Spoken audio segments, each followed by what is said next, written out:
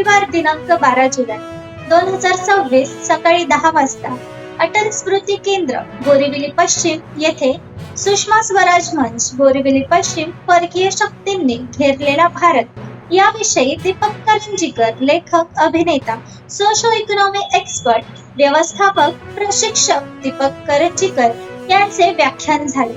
प्रशिक्षक दीपक करंजीकर यांनी व्याख्यानातून उपस्थित श्रोत्यांना उत्तम मार्गदर्शन केले.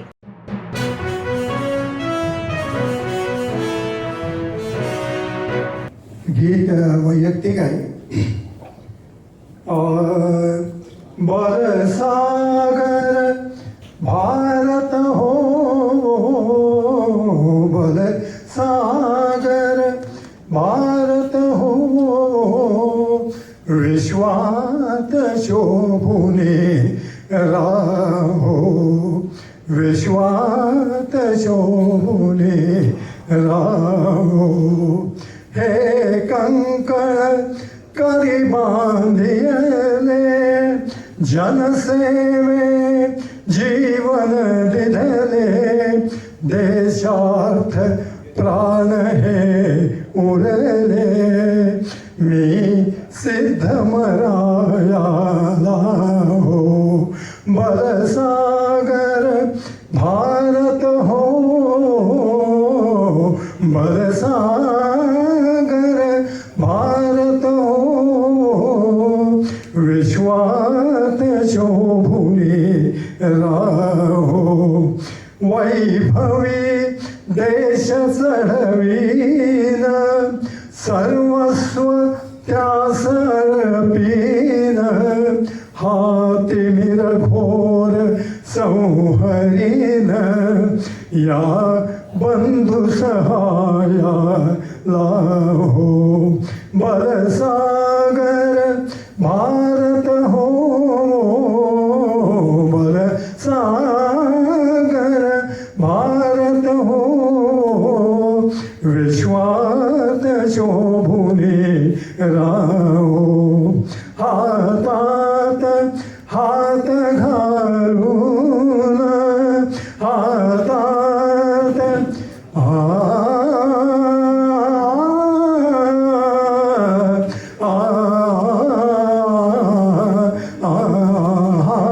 हातात हात घालून, हृदयास हृदय जोडून, ऐक्याचा मंत्र जपून, या कार्य करायाला हो, बरसागर बरसागर बरसागर बरसागर भारत हो, विश्वात शोभुने राहो,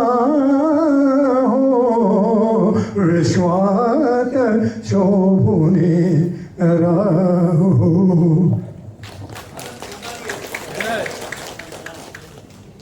नमस्कार. सुषमा स्वराज मंचातर्फे मी संविदा गोखले सर्वांचं मनापासून स्वागत करते. मी सुषमा स्वराज मंचाचे अध्यक्ष श्री रवींद्र कट्टी यांना विनंती करते की त्यांनी आजच्या पाहुण्यांना घेऊन दीपप्रज्वलनासाठी मंचावर यावे.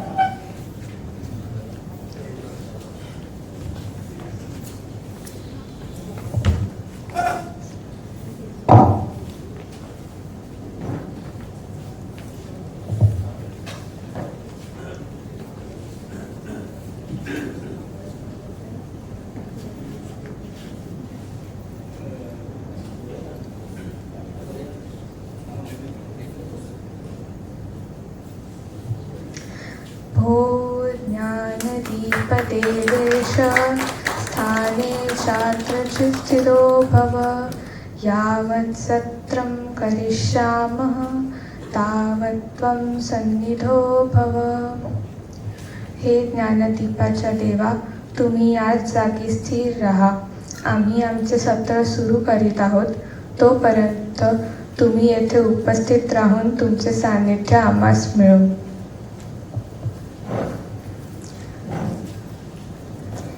मी कट्टीजींना विनंती करते की त्यांनी अध्यक्ष आणि वक्ते यांचे पुष्पगुच्छ देऊन स्वागत करावे.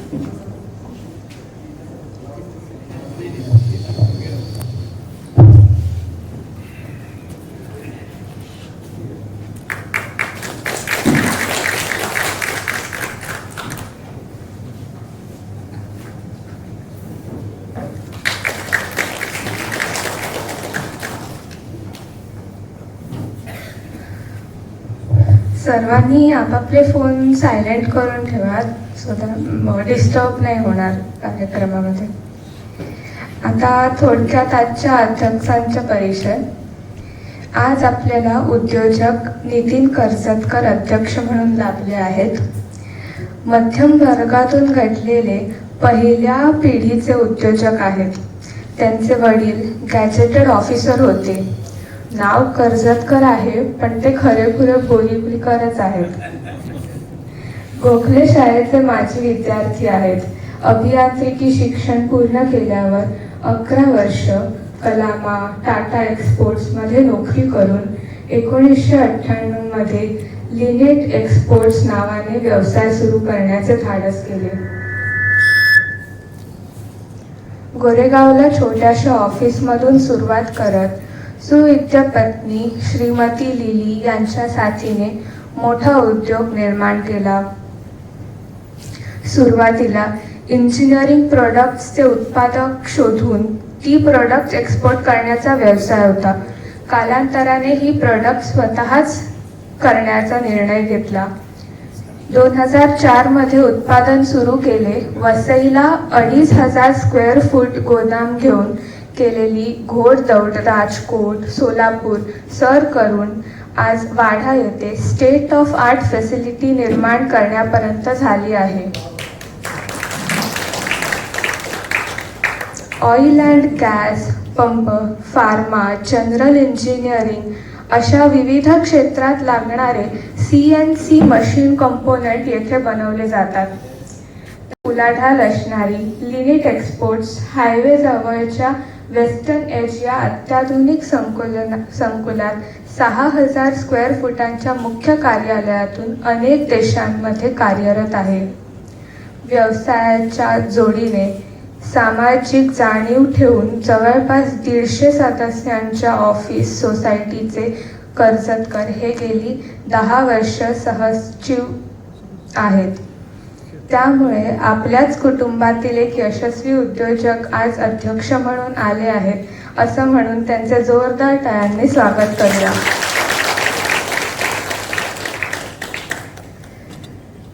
आता वक्त्यांचा परिचय. माननीय दीपक करंजीकर पुन्हा एकदा आपल्यासाठी इथे आले आहेत. आता ते परिचित आहेतच तरी एक औपचारिक ओळख करून देते. दीपक करंजीकर व्यवस्थापन तज्ज्ञ, सोशो इकॉनॉमिक तज्ज्ञ, आंतरराष्ट्रीय प्रशिक्षक, अभिनेता आणि वक्ता अशी बहुरंगी ओळख असलेलं व्यक्तिमत्व आज आपल्याला सुषमा स्वराज मंचानिमित्त लाभले आहेत. मूळचे इलेक्ट्रिकल इंजिनियर असलेल्या दीपकजींनी त्यानंतर व्यवस्थापनाचे शिक्षण घेतले. अमेरिकेतल्या बर्कले युनिव्हर्सिटीत उच्च शिक्षण घेतले. 30 वर्ष जगभरात विविध देशात वास्तव्य करून आता भारतात स्थिरावलेल्या या दिग्गजाची औपचारिक ओळख व्यावसायिक म्हणून करून द्यायची तर 50हून अधिक देशात कामानिमित्त प्रवास आणि 6 देशात त्यातल्या त्यात जास्त अनुभवी काम. सेवानिवृत्ती घेतली ती अमेरिकन बहुराष्ट्रीय कंपनी समूहाच्या संचालक पदावर असताना. अनेक बहुराष्ट्रीय प्रकल्पांचे यशस्वी नेतृत्व आणि व्यवस्थापन केले आहे. अमेरिकेत अभ्यागत प्राध्यापक म्हणून अध्यापनही करत आहेत. आंतरराष्ट्रीय पातळीवर कॉमनवेल्थ देशांसाठी प्रशिक्षण वर्ग घेतले. अनेक संस्थांच्या अभ्यास गटांवर प्रदीर्घ काळ काम केलं तर राष्ट्रीय पातळीवर sales and marketing team leader म्हणून काम केले आहे. रिप्रोसेस इंजिनिअरिंगसाठी विशेष अशी स्वतःची पद्धती विकसित केली आहे. तब्बल 10 वर्षांचा स्वनिर्मित बिझनेस ट्रान्सफॉर्मेशन पद्धत राबवण्याचा अनुभव गाठीशी आहे. या पद्धतीची यशस्वीता मोठमोठ्या कंपन्यांनी अनुभवली आहे. वेगवेगळ्या सेक्टरमधल्या कंपन्यांमध्ये काम केले आहे. 17 वर्षांचा उत्कृष्ट व्यवस्थापन आणि चेंज मॅनेजमेंट प्रशिक्षणाचा अनुभव त्यांनी मिळवलेला आहे. थेट युनोच्या अभ्यास मंडळावर काम केले आहे आणि अमेरिकेत 2 संस्थांचे संस्थापक संचालक ते आहेत. मायक्रोसॉफ्ट आणि अडोबीच्या कन्सल्टंट काउन्सिलवरही आहेत. आता भारतासाठी काय काय करत आहेत ते पाहूया. संगीत नाटक अकादमीचे काउन्सिल सदस्य आहेत. केंद्रीय सांस्कृतिक मंत्रालय तज्ज्ञ समितीचे सदस्य आहेत. कल्चरल मॅपिंग मिशनचे अध्यक्ष आहेत. आंतरराष्ट्रीय सांस्कृतिक संबंध परिषदेचे अर्थ समिती अध्यक्ष आहेत. रेल्वे विकास निगमचे संचालक आहेत. महाराष्ट्र स्कूल ऑफ ड्रामाचे सदस्य आहेत. अर्थक्रांती समितीचे विश्वस्त आणि राष्ट्रीय प्रवक्ता आहेत. पु ल अकादमीचे अध्यक्ष आहेत. लेखक म्हणूनही त्यांची ओळख खूप मोठी आहे. अमेरिकेत वॉल स्ट्रीटच्या कार्यपद्धती, आर्थिक दहशतवाद, तेलाचं राजकारण, नाणेनिधी, जागतिक व्यापार संघटनांचा सखोल अभ्यास करून त्यांनी आजच्या विश्वाचे अर्थ, घातसूत्र, अस्वस्थ सूत्र, विघ्नविराम या ग्रंथ म्हणता येतील अशा 4 पुस्तकांचे लेखनही त्यांनी केले आहे. शिवाय इतर निबंध, लेखमाला, प्रासंगिक लेखनही ते करत असतात. या अविश्वसनीय कामांसोबत कला क्षेत्रातही त्यांचे योगदान मोठं आहे. अमेरिकेत असताना त्यांनी मराठी कवितांचा ऑपेरा केला होता. शिवाय संत ज्ञानेश्वरांवरील नाटकाचे लेखन आणि दिग्दर्शन केले आहे. मराठीला अभिजात दर्जा मिळवून देण्यासाठी राज्यभर दौरे केले. हिंदी, मराठी, इंग्रजी चित्रपट अभिनेता म्हणून काम केले आहे. डझनभर मालिकांमध्ये कामे केली आहेत. व्यावसायिक नाटकातही सध्या काम चालू आहे. उत्कृष्ट अभिनेता म्हणून सलग 2 वर्ष राज्य सरकारचं पारितोषिकही कमावलं आहे. याशिवाय जसे ते वक्ता म्हणून आले आहेत तसेच वेदातील शास्त्र, अर्थक्रांती, जागतिक अर्थकारण, महाराष्ट्राचे भविष्य, विश्वपटलावर भारत असे अनेक विषयांवर ते व्याख्यान देतात. आज परकीय शक्तीने भारताला कसं घेरलं आहे याबद्दल ते बोलणार आहेत. तुम्हाला वाटत असेल केवढी ही मोठी ओळख, पण ती सुद्धा संक्षिप्त रूपाने करून दिली आहे. जोरदार टाळ्यांनी त्याबद्दलचे स्वागत करूया.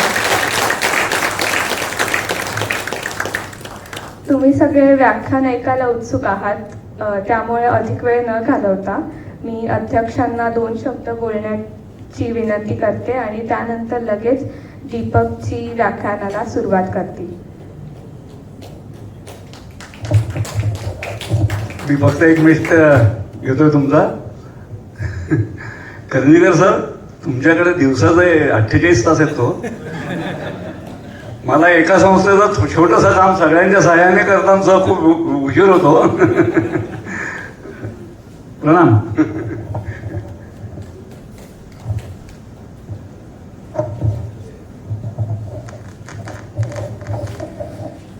आजचे पाहुणे करंजीकर साहेब, कट्टी साहेब, साठे साहेब आणि सगळे उपस्थित पाहुणे और प्रेक्षक, मला दुसऱ्यांदा का तिसऱ्यांदा इथे बोलवलं आहे अध्यक्ष म्हणून आणि खूप चांगलं वाटतं. कारण की माझ्या परिचयामध्ये म्हणले होते की हे ओरिजिनल बोरिवलीकरच आहेत. खरं आहे, 72 ते 94 मी बोरिवलीमध्ये होतो, माझं शिक्षण आहे आणि जिथे आपलं बालपण होतं तेच जास्त महत्त्वाचं असतं. बाकी तुम्ही जसं करंजीकर साहेबांनी अमेरिकेमध्ये वर्ष घातले असे तरी सुद्धा तुम्हाला तुमचं जे ओरिजिन आहे त्यालाच तुम्हाला एक अफिनिटी, अफिशन असतं. तर बोरिवली माझ्यासाठी माहेर आहे पंढरपूर नंतर बोरिवलीचाच नंबर लागतो. आणि पुरुषांना माहेर नसतं, पण मला आहे माहेर. तर मला अगदी माहेरी आल्यासारखं वाटतं, घरी आल्यासारखं वाटतं बोरिवलीला जेव्हा येतं. तर साठे साहेब, मला तुम्ही कधी बोलवलं तरी मी ऑलवेज अवेलेबल आहे, काही प्रॉब्लेम नाही. आणि लेक्चरला पण मी यायचा प्रयत्न करतो. 2-3 लेक्चर मी अटेंड केलेत, नॉट बिंग अध्यक्ष, तसं पण केलेलं आहे मी. आणि हा जो प्रकल्प आहे सुषमा स्वराज मंच, हा जो ज्यांनी साठे साहेबांनी इनिशिएट केला असेल आणि आता खट्टी साहेब कंटिन्यू करतायत, हा एक खूप चांगला प्रकल्प आहे. आणि मला असं वाटतं की ह्याची व्याप्ती अजून वाढायला पाहिजे, अजून जास्त लोकांनी त्याचा फायदा घ्यायला पाहिजे. कारण की जे वक्ते येत आहेत ते जास्त लोकांपर्यंत पोचले पाहिजे. त्यामुळे आपण सगळ्यांनी, इन्क्लुडिंग मी, आपल्याला काहीतरी असा प्रयत्न करायला पाहिजे की अजून जास्त लोक, अर्थात आहेत ते पण इट्स व्हेरी गुड. आणि आणि जास्त काही मी आता बोलत नाही, कारण की जी करंजीकर साहेबांची जी आपण इंट्रोडक्शन बघितलेली आहे त्याच्यामुळे कदाचित तुम्हाला 2 तास पण कमीच पडेल.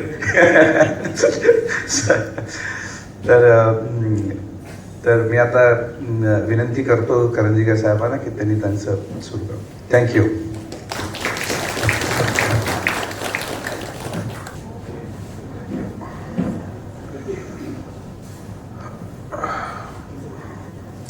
संविधाच्या नावातच विधा असल्यामुळे तिने खूप विस्तृत परिचय करून दिला.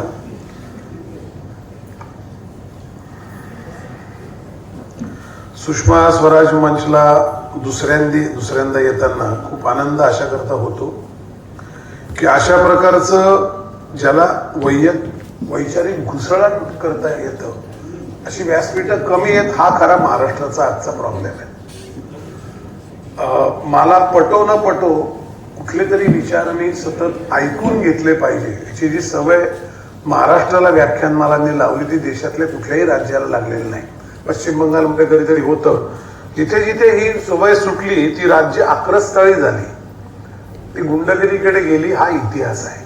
त्यामुळे सुषमा स्वराज पण छोटी तुरटी का होईना त्या पाण्यात फिरवते ही आनंदाची बाब आहे. त्याबद्दल आयोजकांचं मी ऋण व्यक्त करतो आणि मला बोलवलं म्हणूनही ऋण व्यक्त करतो. अखंड सावधान असावे, दुश्चित्त कदापि नसावे, तजवीज करीत बसावे एकांत स्थळी, असं रामदासांनी छत्रपती शिवाजी महाराज गेल्यानंतर संभाजीला जे पत्र लिहिलं त्याच्यामध्ये लिहिलं आहे.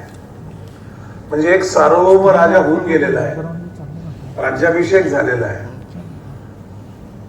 हिंदवी स्वराज्य स्थापन झालंय.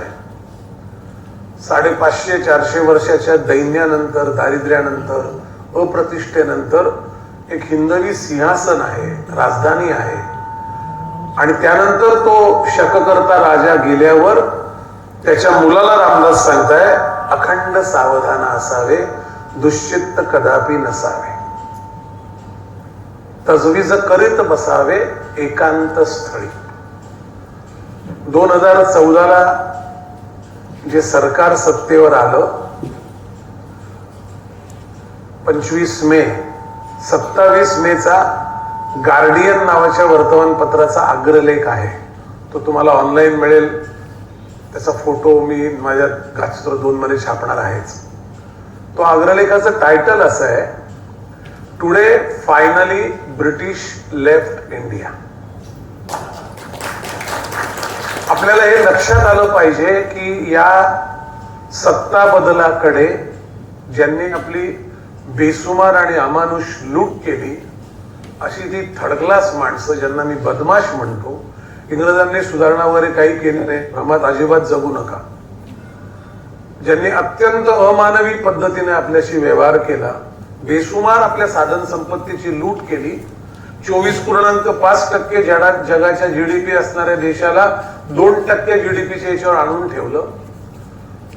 आता दाखवू नका, राहू द्या. आणून ठेवलं. अशा लोकांच्या मान्य प्रतिष्ठित अशा वर्तमानपत्रामध्ये जेव्हा हे अग्रलेख लिहिला जातो त्याचा अर्थ त्यांना काय कळतो मला माहित नाही, पण आपण कळून घ्यायची गरज आहे. आणि ते 12 वर्ष गेली प्रत्ययाला आलेलं आहे. या पुढची 20 वर्ष अत्यंत भयानक पद्धतीने येणार आहे. कसं ते मी आज सांगेन. बऱ्याच लोकांना भारत महासत्ता होणार, भारत मोठा होणार, विश्व काय गुरु होणार, असे सगळे व्याख्यानाचे विषय असताना हा चिंतेचा विषय का, असं मला एकाने फोन करून विचारलं.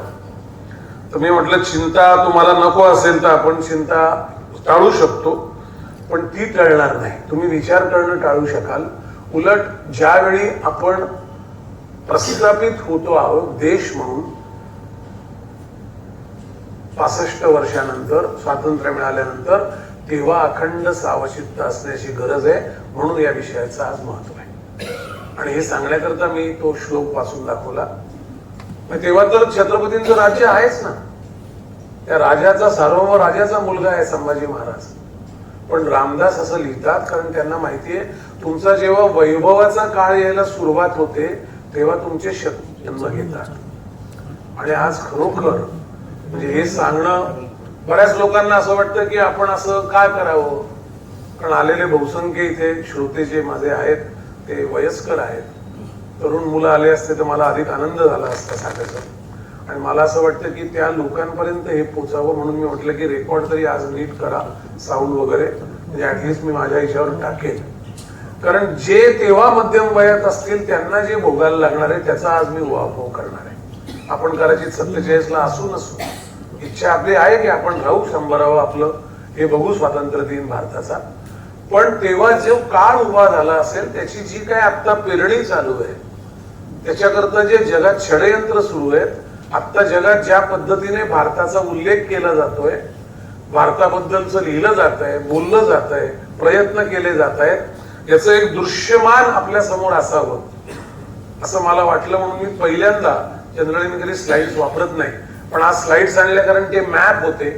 मॅप आपण किती तुम्हाला असा हातवारे करून जरी एक्सप्लेन केला तरी तो डोळ्यापुढे येत नाही. तर प्रत्येकाला एका पेजवर आणावं पटकन म्हणून मी आज काही स्लाइड्स आणले. भारताबद्दल का दुस्वास आहे, का भारताला घेरायचा प्रयत्न होतो, याची 2 कारण आहे. अगदी आपण बेसिक मूलभूत नीट समजून घेऊ. माझाच देश का, जगात काही कमी देश आहेत का, इथं कोणावर आक्रमण केलेलं नाही, मी सहिष्णू आहे, मी लोकशाही सांभाळतो आहे, तोडकी मोडकी आघाड्यांचं सरकार घेऊन आलेली असेल पण मी चालवली आहे, हुकुमशहाकडे काही वर्ष झुकली असतील, मी परत देशाला ट्रॅकवर आणलंय, असं भारतीय नागरिकाला आपल्याला काय वाटू शकतं की माझ्याकडे का हे त्रास आहे, माझ्याकडे का फोकस, मी काय हे सगळं तुम्ही मला घेरायचं आणि मी बघायचं, मी काय तुमचं नुकसान केलंय. असे जे प्रश्न असतात याच्या भाबड्या प्रश्नांना आंतरराष्ट्रीय सामरिक हालचालींमध्ये 0 महत्व असतं. तुम्ही का, कारण तुम्ही लोकशाहीवादी देश आहात म्हणूनच. तुम्ही का, तर तुम्ही आपल्या पद्धतीने राज्य करू इच्छिता म्हणूनच. तुम्ही का, तर तुम्ही एका गुलामगिरीच्या कालखंडातून बाहेर आल्यावर सुद्धा गुलामींच्या झूल पांघरून काही वर्ष काढली आणि सडनली ती झूल फेकून दिली म्हणून. आणि त्यामुळे कोणाचं नुकसान होणार आहे, तर आंतरराष्ट्रीय लोकांना ज्यांना 140 कोटीची बाजारपेठ वापरायची आहे, 140 कोटीच्या लोकांमध्ये फक्त 52-53 कोटी लोकांकडे जेवढी हवी तेवढी क्रयशक्ती आहे. अजून बाकी लोक चाचपडत आहेत, त्यांच्याकडे पॅरिटी नाही, म्हणून डोमेस्टिक डिमांड तयार होत नाही.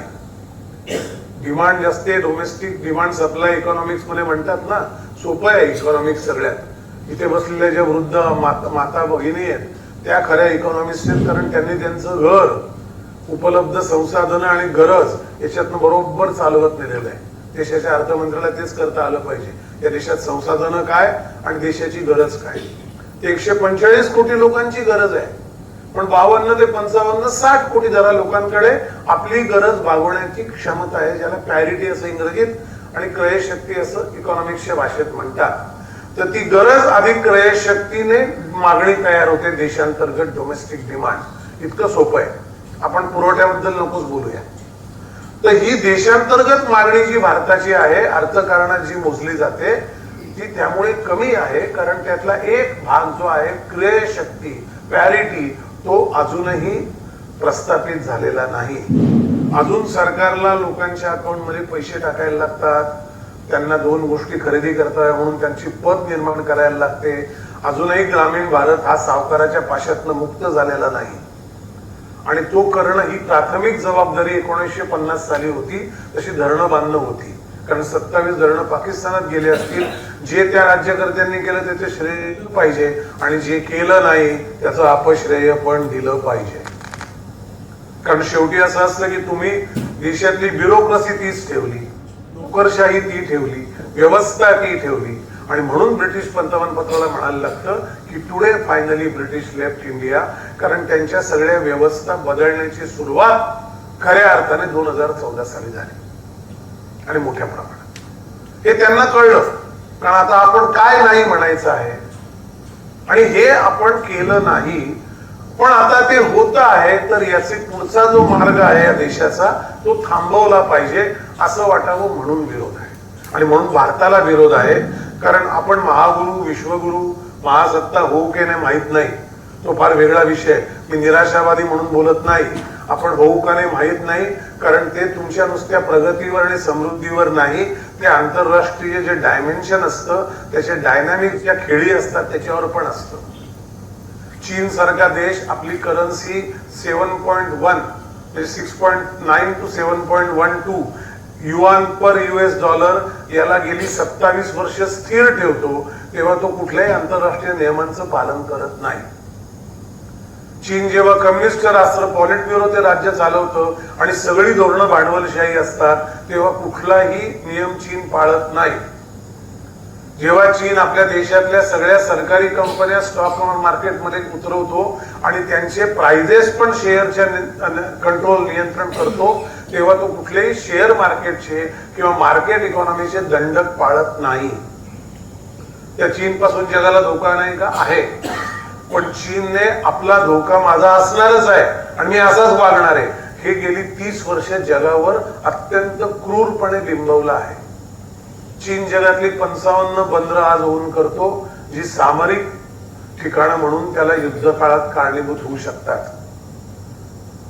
भारत दुसरा देश आहे आणि चीनची लोकसंख्या मी आज सांगतो आणि आपण या सगळ्याशी ऍग्री होणार नाही, पण मला असं नेहमी वाटत आलं आणि मी त्याचा अभ्यास करतो आहे म्हणून सांगतो आणि तुम्ही अभ्यास करून सांगा, मला हा विषय पुढे न्यायला आवडेल. चीनची लोकसंख्या ही 110 ते 100. त्यामुळे चीन जे आपली लोकसंख्या सांगतो ती नाही. आणि त्याचं एक डेमोग्राफिक कारण असं आहे, माओ आल्यानंतर 1952 पासून चीनने 1 चाइल्ड पॉलिसी राबवलेली आहे. त्या देशाची तेव्हा असणारी लोकसंख्या आणि त्यांना एक मूल, ही संख्या 110-112 कोटीच्या वर काहीही केलं तरी जाऊ शकत नाही. पण चीनला आपली लोकसंख्या प्रचंड आहे सांगायला आवडतं आणि पोलाद पडद्याआडचा देश असल्यामुळे चीन आतून कसा आहे याचं चित्र जगासमोर कधीही येत नाही. चीन लोकशाहीवादी देश नाही, चीन ही हुकुमशाही आहे कम्युनिस्टांच्या नावाखाली, पण त्यांचं मार्केट मात्र गव्हर्नमेंटचं कंट्रोल आणि मार्केट आहे. असे सगळे कॉन्ट्रॅडिक्शन असलेली ती इकॉनॉमी जी कुठल्याही देशाला कॉपी पेस्ट करता येत नाही असं इकॉनॉमिक मॉडेल चीनने आणलेलं आहे. त्यामुळे आता आपल्या ज्याच्याशी स्पर्धा असू शकते असा एक देश कुठलीही चौकट मानत नाही. नंबर 1 त्या जगाच्या चालण्याच्या चौकटी आहेत. दुसरं कुठल्याही प्रकारचं नियंत्रण सोडत नाही. तिसरं कुठल्याही प्रकारच्या देशातल्या माणसांना स्वातंत्र्य देत नाही. असा एक ब्रुटल रिजीम ज्याला म्हणता येईल, हुकुमशहा पण वेगळ्या अर्थाचा, असा चीन आहे आणि त्याने प्रगती केली याची शंका नाही. पण मी जेव्हा जर सगळ्या माझ्या लोकसंख्येला बैलासारखं कामाला झुंकलं आणि मी त्या आयफोनच्या फॅक्टरीत आयफोन बनवतात तिथे 27,000 लोक काम करत होते आणि 27,000 लोकांकरता तिथे 6 मजली बंकबेड होते. त्यांना वर्षातनं 20 दिवस सुटी, सगळे 344 दिवस त्यांना काम करायचं आहे. 1 दिवस आठवड्यातली सुटी मिळते. त्यांचं एक सगळ्यांचे कॅन्टीन आहे, त्यांची झोपायची व्यवस्था आहे, त्यांची बायका मुलं त्यांच्याबरोबर राहत नाही. अशा पद्धतीचं इंडस्ट्री रिव्होल्युशन भारताला नको आहे, कारण ते अमानुष आहे, ते मानवी हक्कांच्या पलीकडचं आहे. पण चीनने असं सगळं करून प्रगती केली आहे आणि प्रगती प्रचंड केली आहे की आम्ही चीन ज्या महासत्तेचं बोट धरून चीन मोठा झाला त्याच महासत्तेच्या गळ्यावर पाय देणे इतकी चीनने प्रगती केली आहे. आणि चीनला 1979 साली जेव्हा भेट दिली हेनरी किसिंजर आणि निक्सन यांनी 78 का 79 ला, त्यावेळेला मी डेंग त्याच्यानंतर आला, त्याच्या आधी भेट दिली, आधी पण एकदा दिली होती, तेव्हा अमेरिकेने चीनला रशिया विरुद्ध उभ्या करण्याकरता जे भांडवल, जे तंत्रज्ञान, जी सोय पुरवली की रशियाशी शीतयुद्धाचा काळ आहे तेव्हा एक बलाढ्य देश आपल्या बाजूला असावा जो कष्ट करायला तयार आहे, त्याच देशाने, त्याच अमेरिकेला आता ठेंगा दाखायला सुरुवात केली आहे. ही गेल्या 10 वर्षाची परिस्थिती आहे. त्या अमेरिकेचं चीनने ऐकलेलं नाही. त्या अमेरिकेच्या ट्रेझरी बॉन्डमध्ये एकेकाळी $4 ट्रिलियन एवढी प्रचंड रक्कम ठेवून अमेरिकेची धोरणं आपल्याला हवी तशी बदलली आहे. जिथे बदलल्या तिथे चोऱ्या केल्या आहेत. जी कंपनीच्या सगळ्या जेट इंजिनचे डिझाईन चीनने चोरलेले आहेत. ते लाल सूत्र नावाच्या माझ्या पुस्तकात फार विस्तृत प्रमाणात आहे. पण त्यांच्या राज्यकर्त्यांनी एक मानसिकता विकसित केली, त्याप्रमाणे ब्रुटली देश चालवला. त्या लोकांना गुलाम किंवा गुलाम सदृश आयुष्यात एक लिमिटेड स्वातंत्र्य दिलं आणि देशाची प्रगती केली. या चारही गोष्टी एका वेळेला घडलेलं जगात एकही उदाहरण नाही, यापुढे पण नसेल. स्वातंत्र्य देईल आणि मला हवं तेही करून घेईल अशी व्यवस्था आणणं सोपं नसतं. त्यामुळे एक चाइल्ड पॉलिसीने चीन तिथे आहे. मुद्दाम मी सांगतोय, घेरलेला भारत घेरणारे जे लोक आहेत त्यांचं थोडं आपल्याला कुंडाला माहित पाहिजे. आणि यात कुठलंही मला शंका नाही की चीन ज्या रेटने 10% 10.4 10.3% एक दशकभर वाढला, असं जगातला कुठलाही देश वाढल्याचा इतिहास नाही, या पुढचं भविष्य नाही. आता ते आकडेवारी चुकीची होती का? नाही. पण जेव्हा 10% देश वाढतो तेव्हा सरासरी नागरिकांचं आयुष्यमान फार वरती येतं आणि त्याला सगळ्यात मोठा हर्डल हा लोकसंख्या होता, जो काटा मावने आधीच काढून ठेवला होता.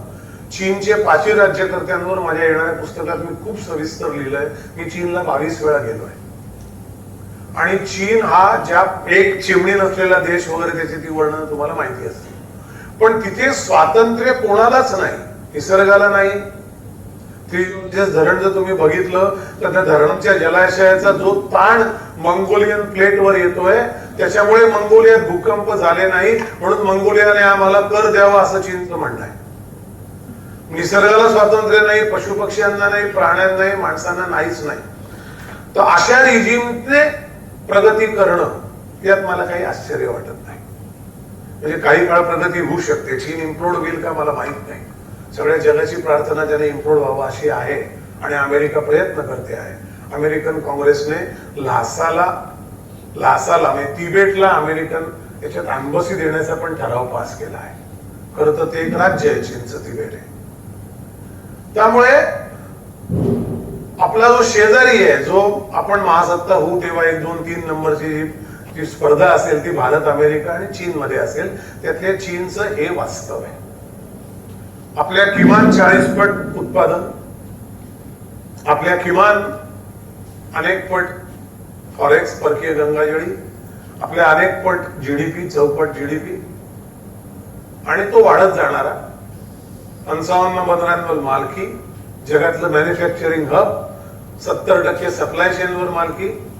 भारत ज्या जेनरिक औषधांचा जगातला सगळ्यात मोठा निर्यातदार आहे, त्या औषधांचे एपीआय 94% आपण चीनवर अवलंबून आहोत. ज्या रेअर अर्थ मटेरियल आणि इलेक्ट्रिक व्हेकल करता लागणाऱ्या मॅग्नेटचा चर्चा होते, त्या सगळ्याचा 90% सप्लाय चीनच्या हातात आहे. म्हणजे जगाच्या प्रगतीच्या सगळ्या मार्गांवरची सगळी वेसण ही चीनने आपल्या हातात ठेवली आहे. तो ब्रुटल आहे, ते डिक्टेटरशिप आहे आणि तो आपला शेजारी आहे, तो आपला स्पर्धक आहे आणि तो आपल्याला पाण्यात पाळणारा देश आहे. त्यामुळे अखंड सावचित्त असावे. जेव्हा देशांतर्गत सत्ता बदल होतो, देशाच्या हिताचं सरकार येतं, देशाचं हित मोठ्या प्रमाणात पाहणारं सरकार येतं. आधीच्या सरकारांनी काही देशद्रोह केलेला नाही, पण देशाचं हित एवढाच एक विषय ठेवलेला सरकार येतं, तेव्हा अत्यंत सावचित्त असलं पाहिजे. ते चीन पासून. दुसरा अमेरिका. अमेरिका हा देश कधी आपलं सत्ता स्थान नंबर 1 सोडणार नाही. अमेरिकेची व्यवस्था घातसूत्र माझं काही लोकांनी वाचलं असेल. अमेरिकेची फेडरल रिझर्व्ह बँक ही खासगी बँक आहे. ती बँक करन्सी छापते, HDFCने उद्या आपल्या नोटा छापल्या तर काय होईल, ते अमेरिकेत गेली 100 वर्ष सुरू आहे. त्यामुळे आपल्या नोटांवर लिहिलेलं ऑफ दिस करन्सी ₹100, मैं धारक को 100 रुपये अदा करने का वचन देता हूँ. अमेरिकेच्या डॉलर नोटवर this is a legal tender for all debts public and private असं लिहिलेलं आहे. कारण ते लीगल एक ठराव झाला आहे, रेझोल्युशन झालं. तो देश हवा तेवढा पैसा छापू शकतो. पैशाला सोनं प्रमाण संपलंय 1956 साली. मी या काही गोष्टी मुद्दामून स्पष्ट करतो म्हणजे त्याच्यावर जे कोण आडाके बांधणारे विद्वान असतात त्यांना कळावं की असं काही नाहीये, ते डेकोरेशन आहे. 1956 ब्रिटन वूडला जी कॉन्फरन्स झाली त्याच्यामध्ये सोनं प्रमाण हा विषय संपलाय. आपण ज्या नोटा छापतो ते आपण आपल्याकडे सोन्याचा साठा किती आहे याच्यावर छापणं कधीच बंद झालंय. अमेरिकेत ते आधीच बंद झालं होतं.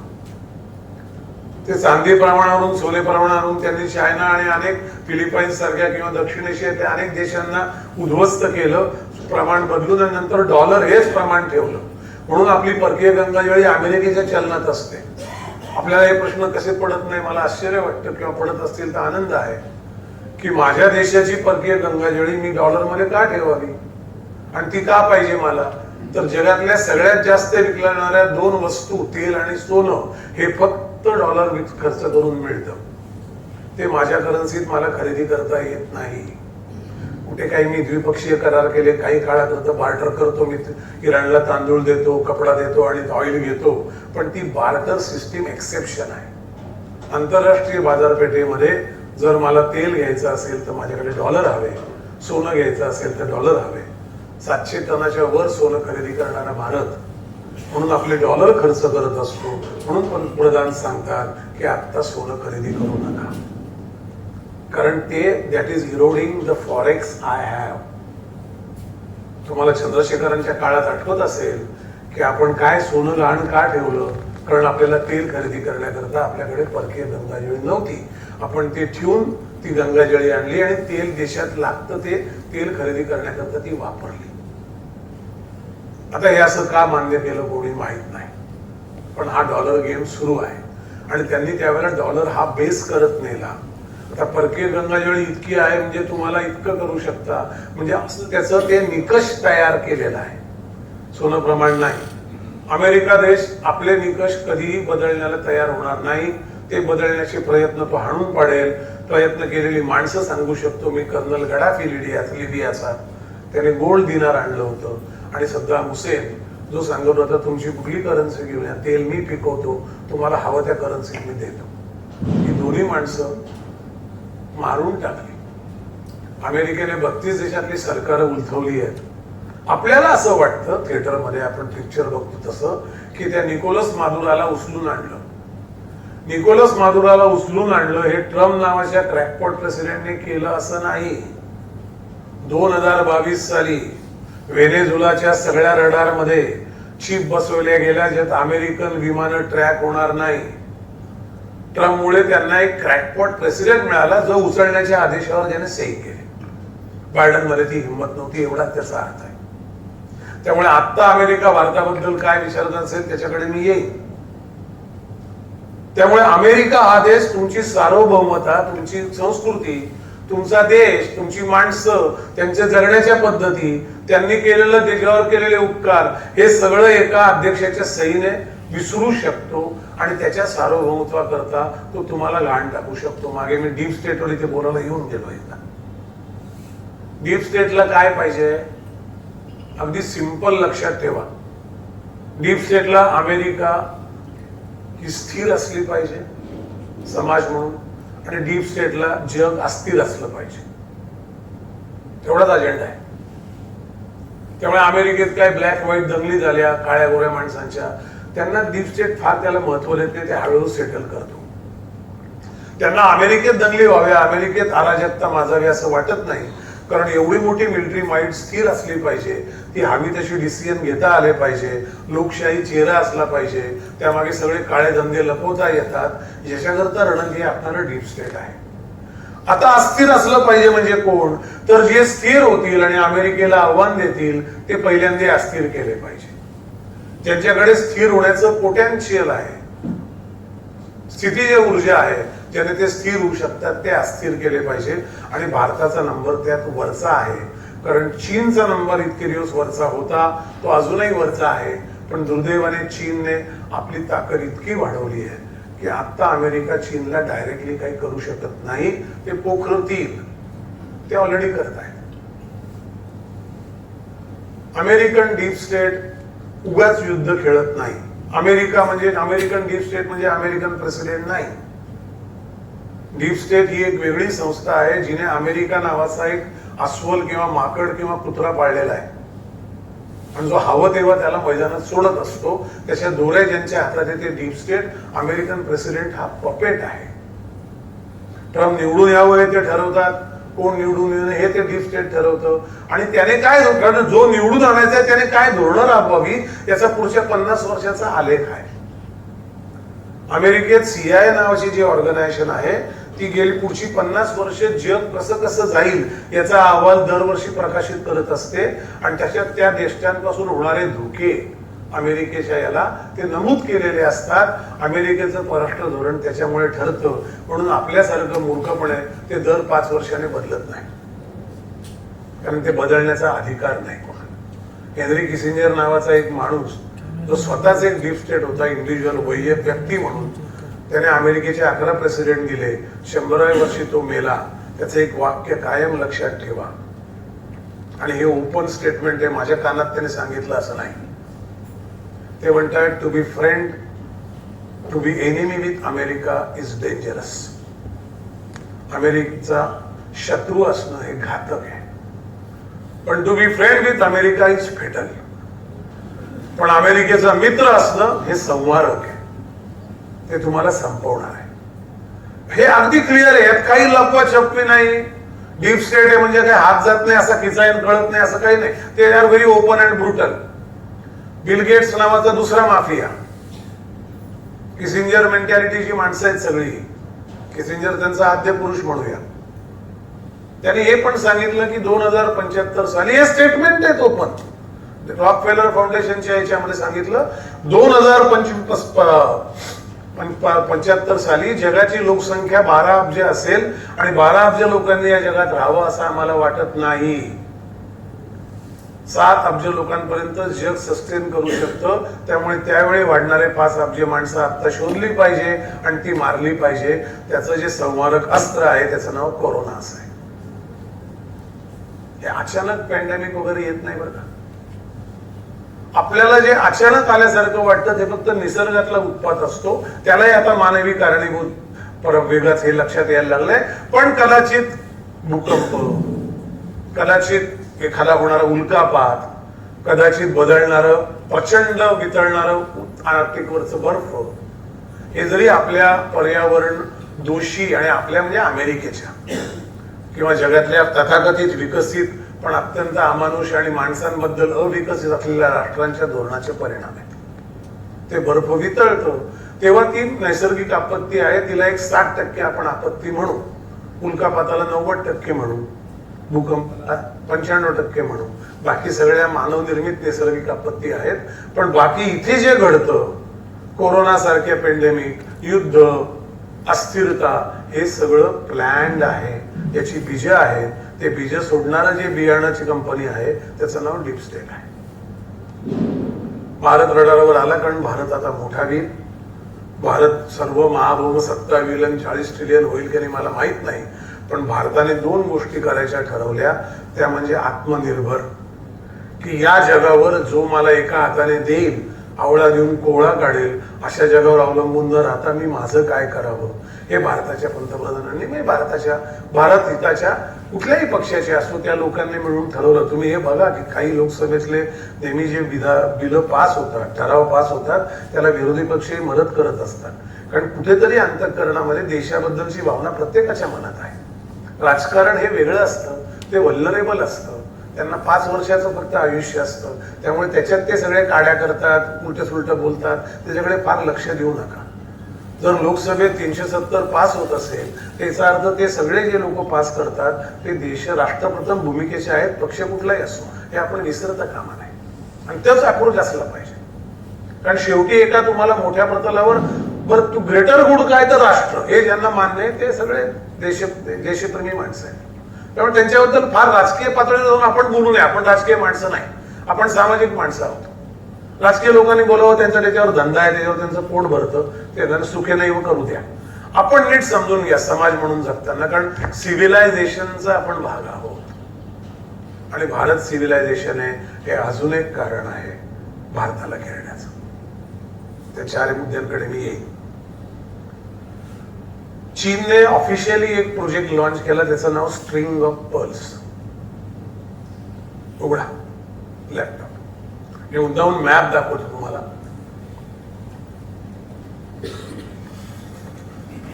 त्याच्या आधी मी जरा उभा राहून इथे बोलतो, चालेल ना? त्याच्या आधी आपल्या भारताभोवती 2 मोठे ड्रग कार्टेल उभे राहिले, दिसतंय ना? आपल्या पश्चिमेला म्हणजे वायव्येला एक गोल्डन क्रिसेंट म्हणून आहे, असा एक एरिया आहे जिथे सगळ्या अंमली पदार्थांचे साठे आहेत. तुम्हाला नशीला पंजाब वगैरे, उडता पंजाब पिक्चर आठवतात ना? ते कुठून आले?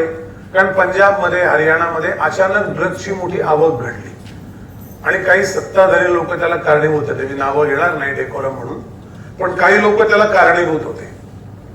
मला इथे ते दिसते म्हणून इकडे उभा आहे तुम्ही. तर हे भारताच्या दोन्ही बाजूला, आता हा जो ट्रायला घ्यायला म्हणतात, हा गोल्डन ट्रायंगल आहे. हा डेथ ट्रायंगल आणि डेथ क्रिसेंट असं, किंवा गोल्डन ट्रायंगल, गोल्डन क्रिसेंट असं म्हणतात. हे भारताचं ड्रग कार्टेलची बॅटल गेली 65 वर्ष चाललंय. त्यामुळे 60 वर्षात काही केलं नाही असं म्हणणंही चुकीचं आहे आणि याच्याकडे लक्ष दिलं नाही असं म्हणणंही सत्य आहे. हे डेव्हलप होत असताना आपण काय करत होतो? आज पाकिस्तान सीमेवर आपले लेझर प्रोटेक्शन वॉल आहे. तुम्ही ऐकलं का पाकिस्तानातनं कोण दहशतवादी घुसल्याचं? का नाही ऐकत? हे सरकारने करायचं असतं, ते केलं नाही. कारण हा जे ड्रग ट्रायंगल आहे हा चीन सपोर्टेड आहे, हे लक्षात ठेवा. आणि हा तशा अर्थाने CIA, अमेरिकन ताकदी सपोर्टेड आहे. कारण या भागामध्ये अफगाणिस्तान नावाचं एक राज्य आहे. अफगाणिस्तानमध्ये अमेरिकेने 11 वर्ष बॉम्बिंग केलं बिन लादेनला पकडण्याकरता. $6 बिलियन अमेरिकेतलं पॉपीचं उत्पादन आहे, ड्रग्सचं. त्यातला 1 स्क्वेअर इंच पण नष्ट झाला नाही त्या बॉम्बिंग मध्ये. हे लक्षात ठेवा. हे ड्रग कार्टेल पार कोलंबिया पर्यंत जातं. कोलंबिया त्यातनं मुक्त झाला. मी आता मागच्या 2 महिन्यापूर्वी बोगोटाला जाऊन आलो एका बुक फेअर करताना, तेव्हा मी कोलंबिया फार फिरलो आणि मला ते बघूनच असं झालं की कोलंबिया आता ते नार्कोस सिरियल विसरून जात, कोलंबिया इज डिफरंट नाव. पण ते सगळं कार्टेल चालवायला त्याला सप्लाय होता अफगाणिस्तान.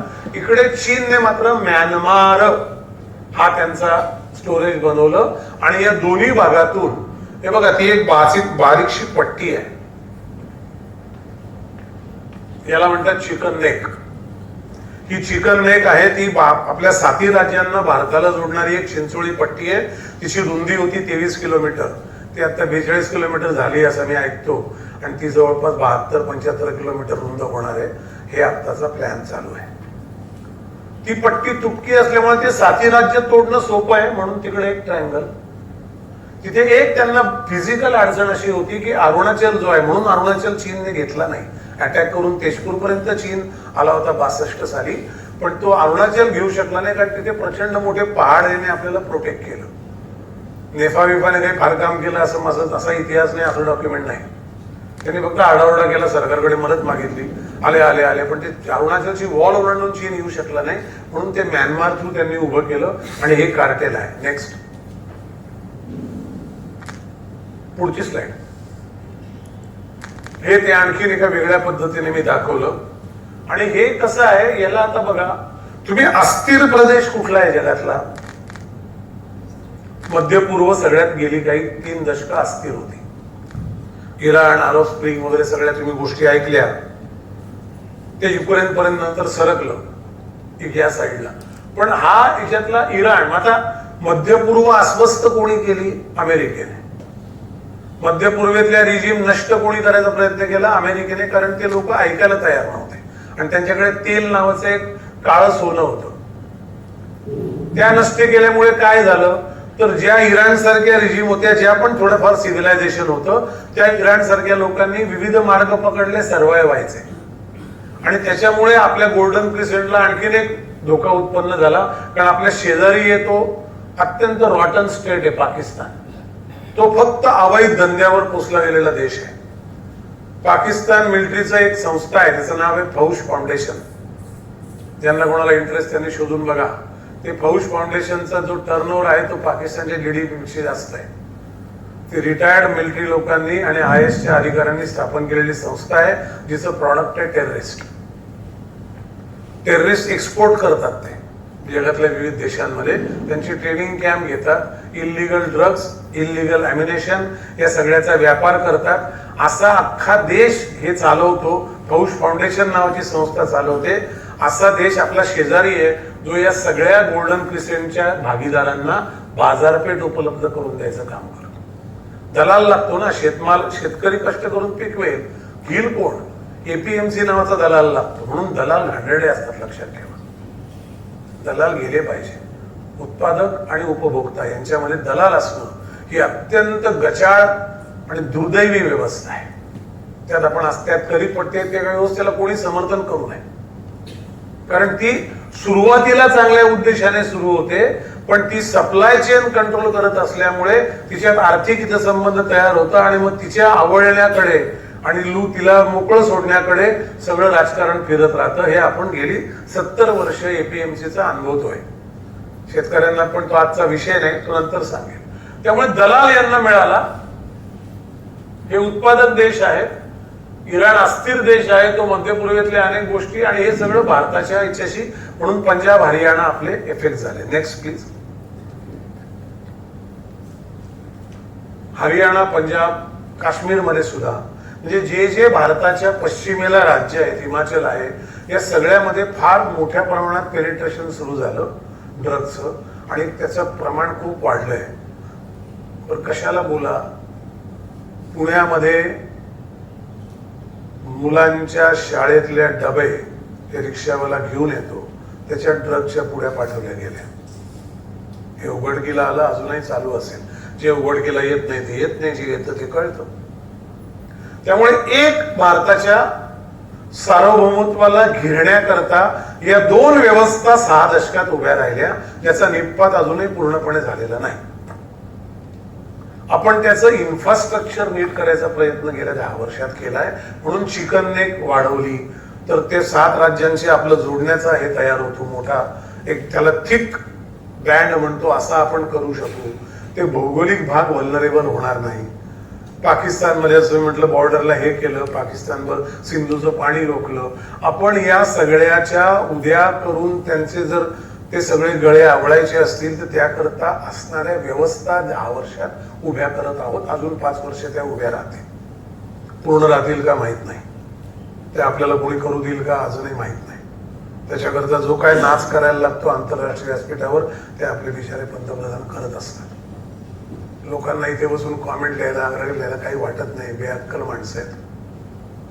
कुठल्याही देशाला जेव्हा सुरक्षित ठेवायचं असतं, तुम्ही तुमच्यातले कोणी व्यापार करत असतील, व्यापारामध्ये एथिक्स नसतात, व्यापारात नफा असतो. त्या धंद्याची ती नैतिकतेची भाषा असते. फॅक्टरी चालवणारा माणूस फॅक्टरी चालवतो, तो फॅक्टरी चालवण्याकरता मला बॉटम लाईन टॉप लाईन कशी मेंटेन करता येईल हे बघतो. म्हणजे तो काही अवैध धंदे करतो असं नाही, पण तो त्यातल्या येणाऱ्या अडथळ्यांकडे आपल्या फायद्याकरता दुर्लक्ष करतो. देशाच्या पंतप्रधानाला खालचा हा मित्र होता, हा शत्रू होता, त्याला जाऊन कशाला मिठ्या मारायच्या, असं करून चालत नाही. मला आता पुढे सरकण्याकरता काय फायद्याचं आहे, कारण मी घेरलेलो आहे. आता ही जाणीव त्यांना आहे, जे लिहितात, गरळ ओकतात, त्यांना नाही. भिंडोक आणि सजग माणसातला फरक आहे. त्यामुळे भिंडोक माणसाच्या नादी आपण लागू नाही. त्यांना लक्षात येतं की आपण जर हे नाही नासत्ता केलं तर पंचायत होईल. मी तुम्हाला अमेरिकेचं, म्हणजे आज तो विषय आहे म्हणून सांगतो, आणि ते आता खरं हे व्याख्यान 9 तास चालू शकतं, पण इतके विषय डोक्यात येतात. पण परत मला ते 45 मिनिटाचा टाइम दिलेला आहे सरांनी, तो पाळणार आहे. आणि मला वाटतं किती मिनिटं झाली ऑलरेडी, मी सुरू करून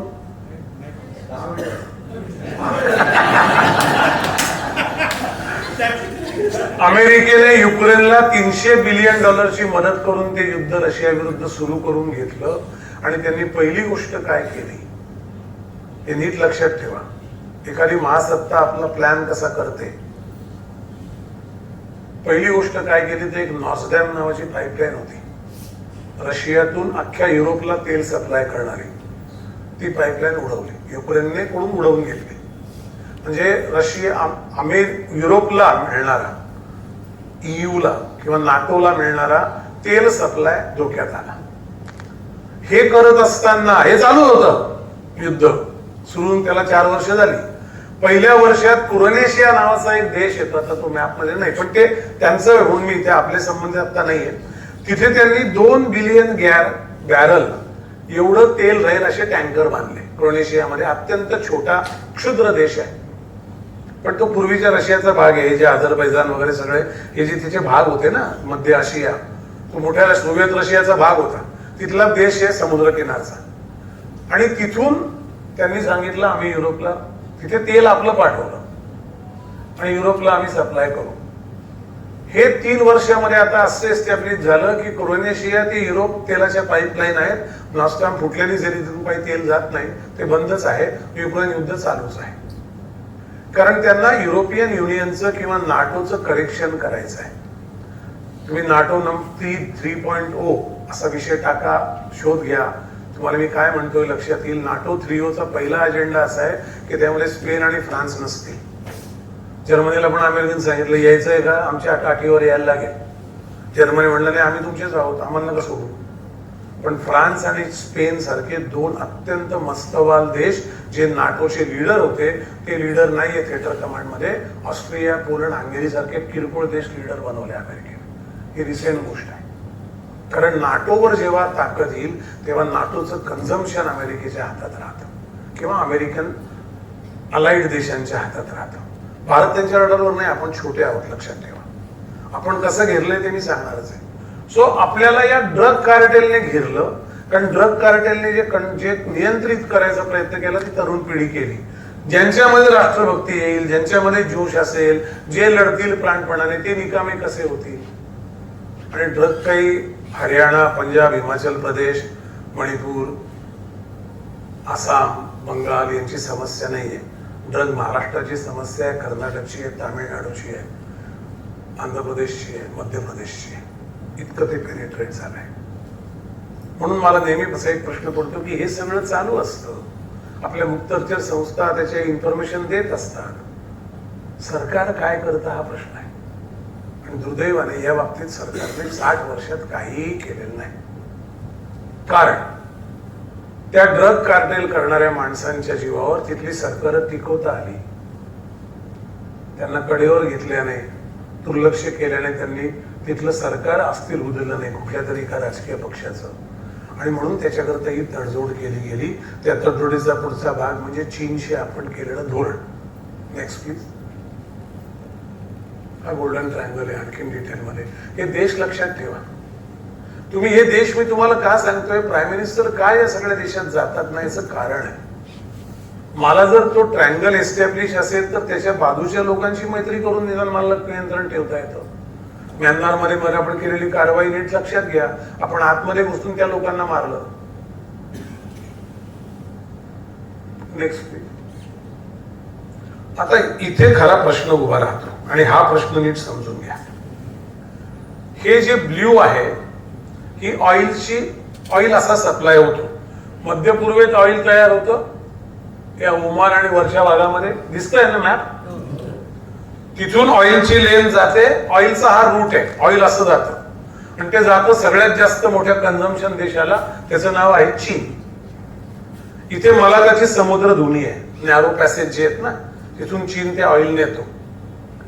हे आहे हा रूट. या रूटवर अमेरिकेचं लक्ष आहे, युरोपियन मधल्या 2 देशांचं लक्ष आहे, फ्रान्स आणि जर्मनी. चीनला बलशाली करणारा हा रूट आहे. हा गेली 60-50 वर्ष चालू आहे, असं नाही काल सुरू झालाय. 70 नंतर सुरू झालाय, 50 वर्ष चालू आहे. तो डेव्हलप होत गेलाय. पण चीनला दुसरा काही ऍक्सेस नाही ऑइलला.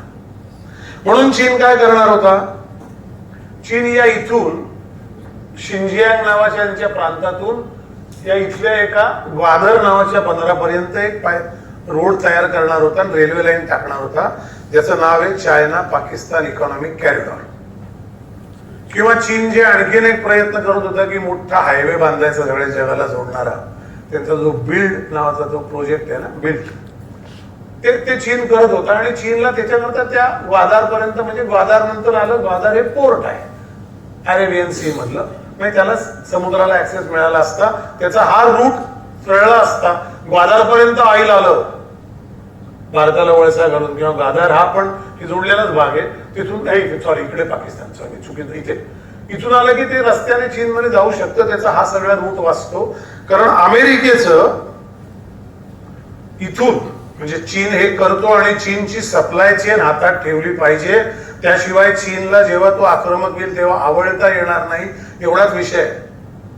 आणि तो आवश्यक असतो, कारण चीनला जर ऑइल सप्लाय झाल्याने चीन कोलॅप्स होईल, माझ्याकडे तुझे विकनेस पकडून ठेवायला.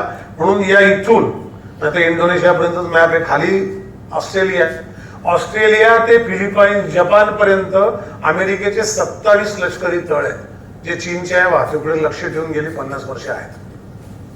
आणि चीन किती नियरगट्ट आणि मातब्बर देश हे लक्षात घ्या. हे सगळं असताना, 27 लष्करी तळ असताना, त्या वाहतुकीवर अमेरिकेची करडी नजर असताना, टेक्नॉलॉजी तर आत्ता आली गेल्या 20 वर्षात, त्याच्या आधी फिजिकल नजर होती, अमेरिकेची आर्मार फिरत होती. मलाका समुद्रधुनीतून घेऊन जाताना चीनच्या प्रत्येक याच्यावर किती ऑइल गेलं याच्यावर लक्ष असणं, हे सगळं करत असताना सुद्धा चीनने साऊथ चायना सी मध्ये एक भराव टाकून कृत्रिम बेट तयार करून तिथे न्यूक्लिअर सबमरीनचं स्टेशन उभं केलं, जिथे 52 न्यूक्लिअर सबमरीन आज पार्क केलेले आहेत साऊथ चायना सी. तैवानला सपोर्ट करून अमेरिकेने, चीन विरुद्ध उभं करून, चीनने तैवानला अटॅक करू हे करत करत, पण अटॅक न केल्यामुळे, आणि करू शकत नाही, अमेरिकेची चीन पंगा घेऊ शकणार नाही, कारण 2 विकसनशील देशांना डोळे असतात.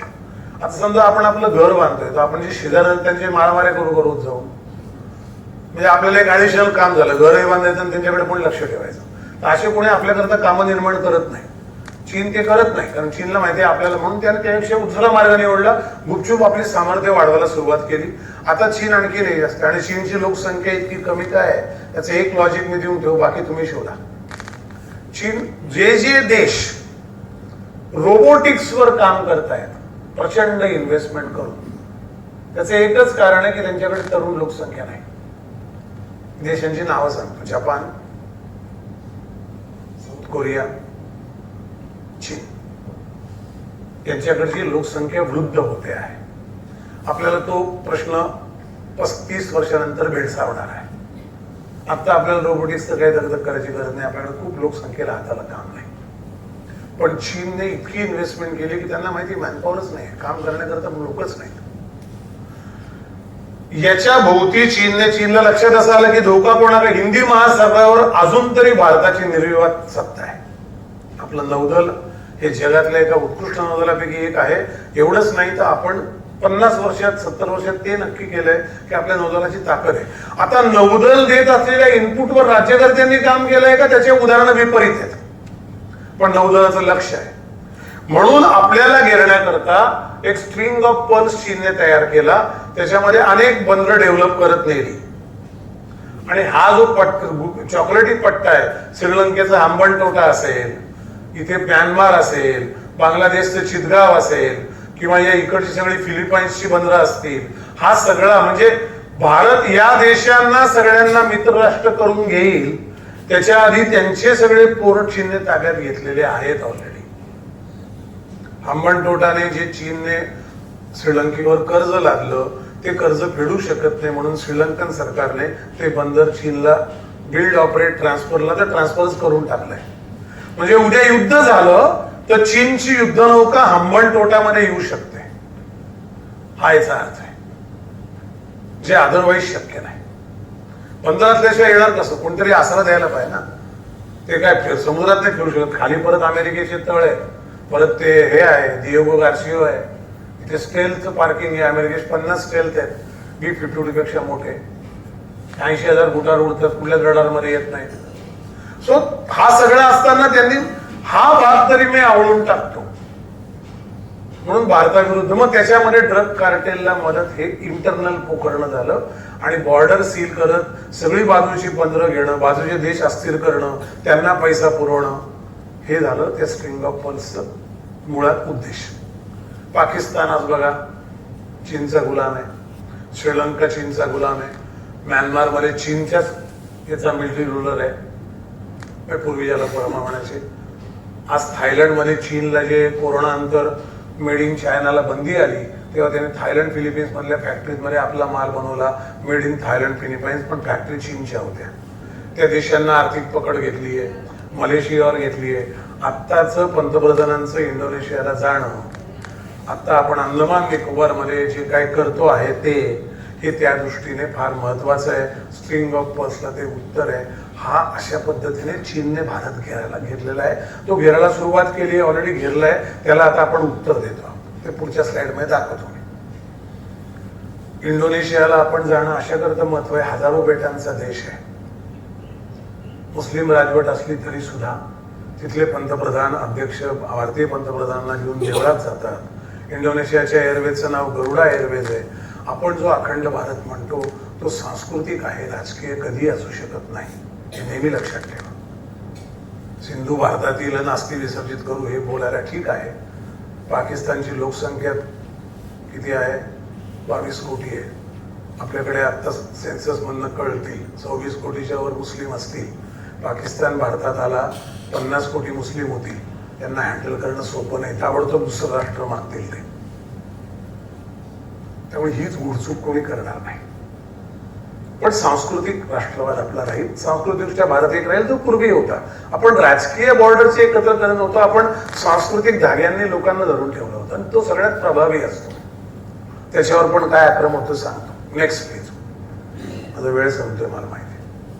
भारत हे आता आपण हे सगळं बांधत नेलंय. Seychelles, Mauritius, Indonesia, Singapore, Vietnam, Philippines, दक्षिण कोरिया, जपान. आपण याला नाव दिलं necklace of diamond. String of pearls, necklace of diamond. त्याच्या भाषेत उत्तर दिलंय. या सगळ्यांशी आपण सागरी करार केले. ते काय केले? समुद्री व्यापार केलाय, ऊर्जा सुरक्षा केले, स्थैर्य समृद्धी केली, भविष्यासाठी विकासाचं काय बा. तुम्ही सगळे आमच्यावर अवलंबून, अगदी पार आपण पूर्व आफ्रिकेपर्यंत गेलोय, मोझॅक, केन्झे, टानियापर्यंत आपण हे सगळं करतो आहोत. कारण आपल्याला माहिती आहे आपण जर हे केलं तर या चीनच्या राऊटवर लक्ष राहू शकतं, त्यांच्या स्ट्रिंग ऑफ पर्ल्सला आपण उत्तर देऊ शकतो. बुद्धिबळ आहे. मलाही माझं प्यादा पुढे सरकवायला लागतं, मला उलट सरकवायला लागेल. हा बुद्धिबळ चालणार आहे. प्रश्न असा होता की आपण आतापर्यंत बुद्धिबळ खेळत नव्हतो. आपण आमचा काही संबंध नाही, तुम्ही खेळा बुद्धिबळ असं करत होतो. म्हणून तर चीन पार त्या चुशूल पासून मध्ये येऊन, कैलास पासून मध्ये येऊन आपला त्या पॅनगॉंग लेक घेऊन गेला 2/3. पण आपण काही प्यारे चालवत नव्हतो. त्यामुळे फरक काय झालाय तर मी माझ्या यशाबद्दल जागरूक आहे, मी माझ्या कंट्रोल बद्दल अत्यंत जागरूक आणि सजग आहे. त्याच्याकरता मी वाटेल ते करार करायला तयार आहे. मी या सगळ्या लोकांना जे सांस्कृतिक दृष्ट्या भारताशी जोडलेले आहेत, म्हणजे मॉरिशस मध्ये किंवा व्हिएतनाम मध्ये किंवा फिलिपिन्स मध्ये किंवा सार्क देशांच्या बैठकीत, तुम्ही जर 2 वर्षापूर्वी ऐकलं असेल तर सार्क देशांनी त्या सार्क परिषदेमध्ये आपल्या भागातलं रामायण पेश केलं. त्याचे व्हिडिओ ICCRच्या वेबसाईटवर, जेव्हा मी ICR मध्ये होतो तर 12 देशांनी आपल्या भागात रामायण कसं आहे त्याचे येऊन त्यांनी 20-20 मिनिटात सादरीकरण केलं, जे मोदी स्वतः आणि अनेक जगातले G20 पण अध्यक्ष ते बसून बघत होते. आपण तो कल्चरल जोडतो. थांबत आहोत ना अजून चालेल. धन्यवाद. सो हे आपलं त्याला उत्तर आहे स्ट्रिंग ऑफ पर्ल्सला. सो असा भारत घेरलेला चीनने आहे, ड्रग कार्टेलने उद्ध्वस्त केलेला आहे आणि बाहेरून घेरलेला आहे. अशा भारताची ही परिस्थिती. Next please. आता पुढे गंमत सुरू होते. आता इंटरनल तुम्हाला पोखरायच्या काही ताकदी आहेत आणि त्या कशा आहेत याचं माझं अनालिसिस मी समोर ठेवतो, जे फार महत्वाचं अशा करताय माझंही म्हणून नाही, त्याच्यावर खूप लोक काम करताय. आपल्याला हे 4 गोष्टी कळून घेतल्या पाहिजे. आपला अटॅक इनसाइड कसा आहे? लोअर मोस्ट क्लास तो एव्हिंजलायझेशन म्हणजे धर्मांतरणाकडे चाललाय. आता पालघरला मध्ये गेलो होतो त्या वाढवणच्या याच्या करता. तिथल्या त्या बऱ्याचशा पाड्यांमध्ये medical van, pathological test, doctor मदत, कारण PSCच नाही आहे. मला नेहमी असं वाटतं की तुम्ही जेव्हा तुमच्या सुविधा उभ्या करत नाही, त्या दोन गोष्टी असतात. तुमची ती उभे राहण्याची क्षमता नसते, प्रायमरी हेल्थ सेंटर बांधण्याची तुमची क्षमता नसते, इच्छा नसते, किंवा तुम्ही कोणाच्या तरी हातात खेळत असतात. तुम्ही ती इच्छा व्यक्त करू नये म्हणून कोणतरी व्यवस्था करत असतं, आणि त्याच्याकरता नोकरशाही हा फार मोठा इंग्रजांनी मागे सोडून गेलेला गोष्ट आहे, ज्याच्यामध्ये आपण मार खातो. कारण धोरणं फायली तिथून फिरतात सगळ्या राज्य सरकारांच्या मंत्रालयाच्या. मी असं म्हणत नाही की नोकरशाही फ्रॉड आहे, मी असं म्हणतो की धोरणं कुठे बदलतात याचा अभ्यास करून त्यांना कॅप्चर करणं हे अटॅक करण्यापेक्षा सोपं आहे. जर PSC उभारलीच पाहिजे जिथे ते आदिवासी वस्ती आहे, असं जर केंद्र सरकारने धोरण आणलं, जसं आता नक्षलाईटचं केला ना खात्मा सगळा, तसं ते आणलं असतं की प्रत्येक वस्तीमध्ये 10,000 वस्तीला पाड्यावरच्या एक primary health centre, doctor, nurse हे मस्त आहे राज्याला. तर राज्याचे ग्रँट कापून टाकू, त्याच्याकरता राज्य पण एका पक्षाची यायला पाहिजे. ते सगळे हळूहळू ते मोठ्या प्लॅन मध्ये आहेच, पण ते करायचं असेल तर तुम्ही त्याला काउंटर करता असा अर्थ होतो, नाही तर मग ते धर्मांतर होत राहतं. कारण सामान्य माणूस ज्याला जगण्याचं सर्व्हायवल मध्ये जो असतो ना, त्याला नैतिक अनेकता काही नसते. हे नीट लक्षात घ्या. तुम्हाला उद्या संध्याकाळी खायचं काय वांदे पडले तर राष्ट्रप्रथम वगैरे हे बासनात जाईल, फळीवर जाईल ते, आणि ते नॉर्मल आहे, त्यात ॲबनॉर्मल काही नाही. मी जगलो तर पुढचं आहे, मला जगण्याचा प्रश्न आहे, तुम्ही काय तुमचे लेक्चर ऐकत बसू. पुढे हे सगळे जगण्याचे प्रश्न पडले तर सुषमा स्वराज म्हटलं 2 लोक सुद्धा माझं ऐकायला येणार नाही, किंवा कदाचित मीच बोलायला येणार नाही. दुसरा आहे भाग सगळ्यात मोठा. भारत काय करतोय? भारत ग्रोथ होतोय. जगातली सगळ्यात जास्त वेगाने वाढणारी अर्थव्यवस्था गेली 2 वर्ष आहे, पुढची 5 वर्ष राहील असा अंदाज आहे. आपण 40 ट्रिलियन पर्यंत 2047 पर्यंत जाऊ असा अंदाज आहे. कदाचित त्याच्यापेक्षा जास्त जाऊ शकतो. आपण 2 नंबरची सत्ता असू. आता याच्यात काय होतं, म्हणजे अर्थसत्ता होतं तेव्हा काय होतं? सर्वसामान्य माणसांचं उत्पन्न वाढतं. बौद्धिक दारिद्र्याखाली जी लोक जगतात ती मध्यम वर्गामध्ये येतात, आणि मध्यम वर्गाची जगण्याची एक सुशेगात पद्धत असते. सुशेगात गोवन शब्द आहे. म्हणजे काय, आम्हाला सकाळी मी आरामात उठेल, नाश्ता करेल, गप्पा मारेल, रेडिओवर गाणी ऐकेल, लायब्ररीत जाईल, नातवाला शाळेत सोडेल, माझ्या मुलांना घ्यायला रिक्षा बस येतील, संध्याकाळी बागेत जाईल, हळदी कुंकू करेल, संक्रांत करेल, कार्यक्रम करेल, लग्न अटेंड करेल, शर्ट पॅन्ट इस्त्री करून घालेल, आणि एक सुंदर शांत सुखवस्तू आयुष्य जगत राहील. त्याच्यात मग्न होऊन जाईल, आणि त्यात आत्ममग्न होऊन जाईल, त्याच्यामध्ये गुंतून जाईल, बाजूच्या घराकडेही लक्ष जाणार नाही. असा मध्यम वर्ग हा देशात जास्तीत जास्त तयार होईल जेव्हा आर्थिक सोबतता येईल. मी म्हणतो त्याचं जर तुम्हाला खोटं वाटत असेल तर आपण आपल्या विषयीमध्ये काय विचार करत होतो, आणि गेल्या 25 वर्षात आपलं पाणी कुठे गेलं याचा आपण प्रत्येकाने आत्मिक विचार करा. मी स्वतः सांगतो की मी स्वांत सुखाने जगलो. आत्ता रिअलाइज होतंय म्हणून हे भाषण करत महिन्यातले 20 दिवस फिरतो मी गेली 8 वर्ष. पण ते मला अमेरिकेहून आल्यावर रिअलाइज झालं की अरे आपण फक्त स्वांत सुखाने जगलो, आणि हे योग्य नाही. राष्ट्राकरता मध्यम वर्गीयाकडून जास्त अपेक्षा आहेत, कारण तो सुशिक्षित आहे, तो सुखवस्तू आहे, त्याला 2 वेळच्या खायचे वांदे नाहीत. त्याच्याकडून नैतिकतेची अपेक्षा आहे, त्याच्याकडून या समाजाचं नेतृत्वाची अपेक्षा आहे. तो मध्यम वर्ग ते टार्गेट करतायत. ते टूल आहे कल्चरल मार्क्सिझम. म्हणजे काय ते मी सांगतो. तिसरा अप्पल क्लास न्यू रिच है, शेयर मार्केट, पैसे गुंतवणं, आज इतना कमाया उतना कमाया, अपने को क्या मतलब, इसको ले ले तू 2000 स्टॉक, इथपासून तर एक गाड़ियाँ ले ले 25, वहाँ जमीन ले ली क्या, वहाँ बहुत सस्ते बिक रहे, वाढवण में बहुत सस्ते रेट बढ़ने वाले हैं. हे सगळं करणारा एक न्यू रिच क्लास आहे, ज्यांना फक्त पैसा समजतो, काहीही समजत नाही. त्यांच्याकरता ग्लोबल मार्केट फोर्सेस नावाचं टूल आहे त्यांचा आवडायला. आणि चौथा आहे ते यंग पॉप्युलेशन, जे दिशाहीन आहे असं मी म्हणणार नाही, पण त्यांच्यात प्रचंड एनर्जी आहे, आणि त्यांना हा देश डायरेक्शन नाही तर ते देश बदलू शकतील अशी ताकद आहे. त्यांना कुटुंब व्यवस्था कोलॅप्स होत असल्यामुळे किंवा कल्चरल मार्क्सिझम ती झोपवत असल्यामुळे या यंग लोकांना घरातनं कुठलाही संदेश, मार्गदर्शन होत नाही. किती लोकांच्या मध्यमवर्गीयांच्या घरात मुलं आणि आई वडील एकत्र जेवायला बसतात याचा सर्वे करा. तुम्हाला मी काय सांगतो ते कळेल. एकत्र जेवण महत्वाचं नाही, संवादाची जागा आहे जेवण.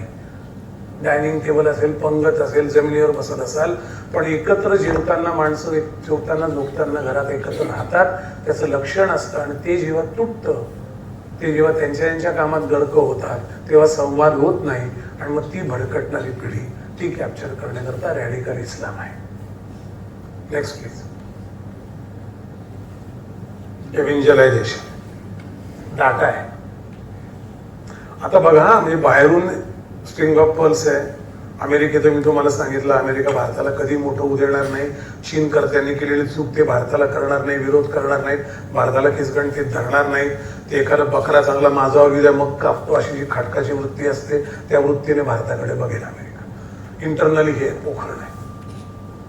हे बघा, हे हा डाटा बघा. Evangelization and systematic manipulation to convert minor communities to Christianity through missionaries, primary targeting, economically, socially, blah, blah, blah, blah. Details of share as Indian, 25 million Christian estimate. Lower estimate त्यांचं हे, higher estimate 20 मिलियनच्या वर आहे. Impelled दलित share त्यात 60 ते 70% असेल. 2011ची Christian population ही त्यांना ती 2021चा आता सेन्सस चालू आहे. आणि कदाचित आपण पुढच्या वर्षी जेव्हा हे व्याख्यान करू तेव्हा त्या सेन्ससचे रिझल्ट आलेले असतील, तेव्हा हेही अल्पसंख्य राहणार नाहीत आणि मुस्लिम अल्पसंख्य दर्जात राहणार नाहीत. त्यामुळे त्या सेन्ससची गरज आहे, लक्षात ठेवा. ते डबल करायचं त्यांचं हे आहे. आणि ते सगळे या लोकांना ज्यांना जगण्याची मुश्किल आहे, ज्यांना अन्न मिळत नाही. पण गंमत कशी बघा, आपली व्यवस्था किती सडलेली आहे. तुम्ही वाडा जवारला कधी गेलात तर ठाण्यापासून ते हार्डली 50-60 किलोमीटरवर आहे. त्यांच्याकडे तुम्ही, आम्ही जातो कधी, तांदूळ घेऊन जातो, त्या वस्तीवरच्या माणसांना निरोप जातो, ते अक्षरशः एखादी बकरी किंवा जनावरं कशी पळत येतात तशी पळत येतात त्या 2 किलो 1 किलो तांदूळा करता, कारण त्यांच्या वस्तीवर काहीच पोचत नाही. आता थोडी परिस्थिती बदलते, नाही असं नाही, गेल्या 8 वर्षामध्ये, पण आधी अशी परिस्थिती होती. पण तिथून 60 किलोमीटरवर ठाणे, जिथे सेंट्रल जेल आहे, तिथे गुन्हेगाराला 700 रुपये पर डे भत्ता आहे. आणि हे नागरिक आहेत. आपल्या व्यवस्था काय चमत्कार आणि काय गोते करतात बघा. सेंट्रल जेलमध्ये किती कैदी आहेत, काय 1000 कैदी आहेत, प्रत्येकाला 700 रुपये पर डे भत्ता आहे. आणि ते गुन्हेगार आहेत सिद्ध, आणि हे नागरिक आहेत. त्यांच्यापर्यंत अन्न पोचवायचे आपल्याला उपकाराच्या भावनेत द्यावं लागतं, व्यवस्थेतनं जात नाही. आणि हे हक्काने घेतात पैसे, भत्ता. व्यवस्था किती मोठे पेच उभे करतात, लक्ष. त्यामुळे यांच्यापर्यंत जातात, त्यांना देतात. Next please. एव्हॅन्जलायझेशनचा हे आहे. लोअरेस्ट मोस्ट क्लास, हा लक्षात ठेवा. तो क्लास फार महत्वाचा आहे. म्हणजे आजपासून आपण एक शपथ घ्या, प्रत्येक जण, किंवा स्वतःशी ठरवा, मध्यम वर्गावरच जबाबदारी आहे. डोनाट से आम्ही काय करायचं, हे काय करतील असं बोलू नका, सरकार करेल. किमान 5 जनजाती दुर्भिक्ष असणाऱ्या किमान 5 कुटुंबाची जबाबदारी घ्या. काय त्यांना धान्य द्या, त्यांना काय तुमच्या घरात बसवा असंही म्हणत नाही. त्यांना कपडे मिळतील, धान्य मिळेल. त्यांच्याबरोबर एकदा जेवायला बसा, वर्षातून मांडी घालून, आमच्या घरी बोलवा. काय एवढं महाग नाही हो आपल्याला मध्यमवर्गीयांना. पण त्या माणसांची जोडा रादर द्यान. हे तुमचा दिनक्रम काही सांगितलेलं चालू ठेवा आपल्या सगळ्यांचा, बागेत जाणं वगैरे. पण खरी ही बाग आहे. पार्ट्या बिरट्या, हळदी कुंकू हे चालू ठेवा, पण हे करा. Next please. हा असा सगळा आहे. हे सगळं आता हे महाराष्ट्राचा मुद्दा मी काढलं, कारण काय होतं, भारताचं केवळ गेलं ना की आपल्याला बापरे एवढं होतं, ओरिसात कोण जाईल वगैरे असे लोक बोलतात. ते अनुभव आहेत मला. नका जाऊ.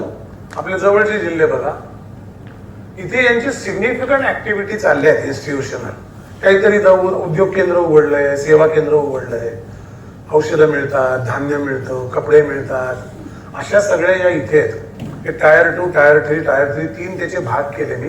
तिथे सगळ्यात जास्त. आणि तुम्ही बघा, राज्याचं बजेट काढा, प्रत्येक जिल्ह्याचं बजेट काढा. बजेटमध्ये सगळ्यात मागासलेले जिल्हे हे ॲलोकेशन बचावते. काही हळूहळू पिवळे होत आहेत, पण रेड पण आहेत. नक्षलाईट संपणं गरजेचं त्याच्याकरता होतं.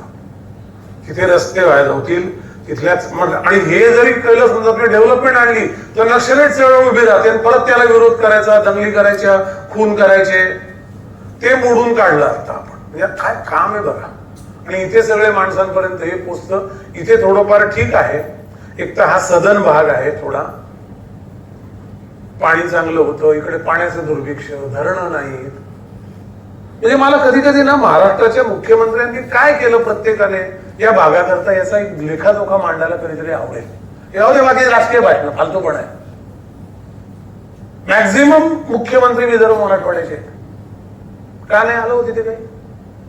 आत्ता का धरणं बांधायला लागतंय, आत्ता का जलयुक्त शिवार करायला लागते, काय झक मारत होते? काय केलं त्या लोकांकरता? आणि त्याचा परिणाम झाला ना हा सगळा. लक्षात घ्या, महाराष्ट्राची लोकसंख्या किती? 13 कोटी.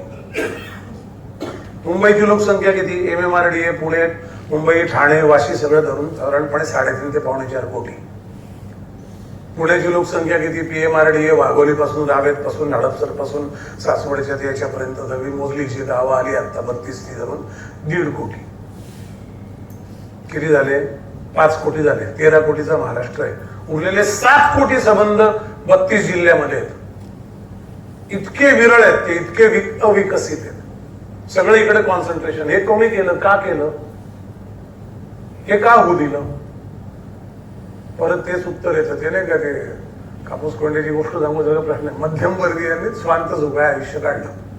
तुमच्यावर दोष टाकतो समजू नका, मी पण जबाबदार आहे. पण आपण हे लक्षात नाही घेत ना. राजकीय लोकांच्या विधानात, प्रतिक्रियामध्ये अडकू नका. ते पॉलिटिकल व्हल्नरेबल लोक आहेत.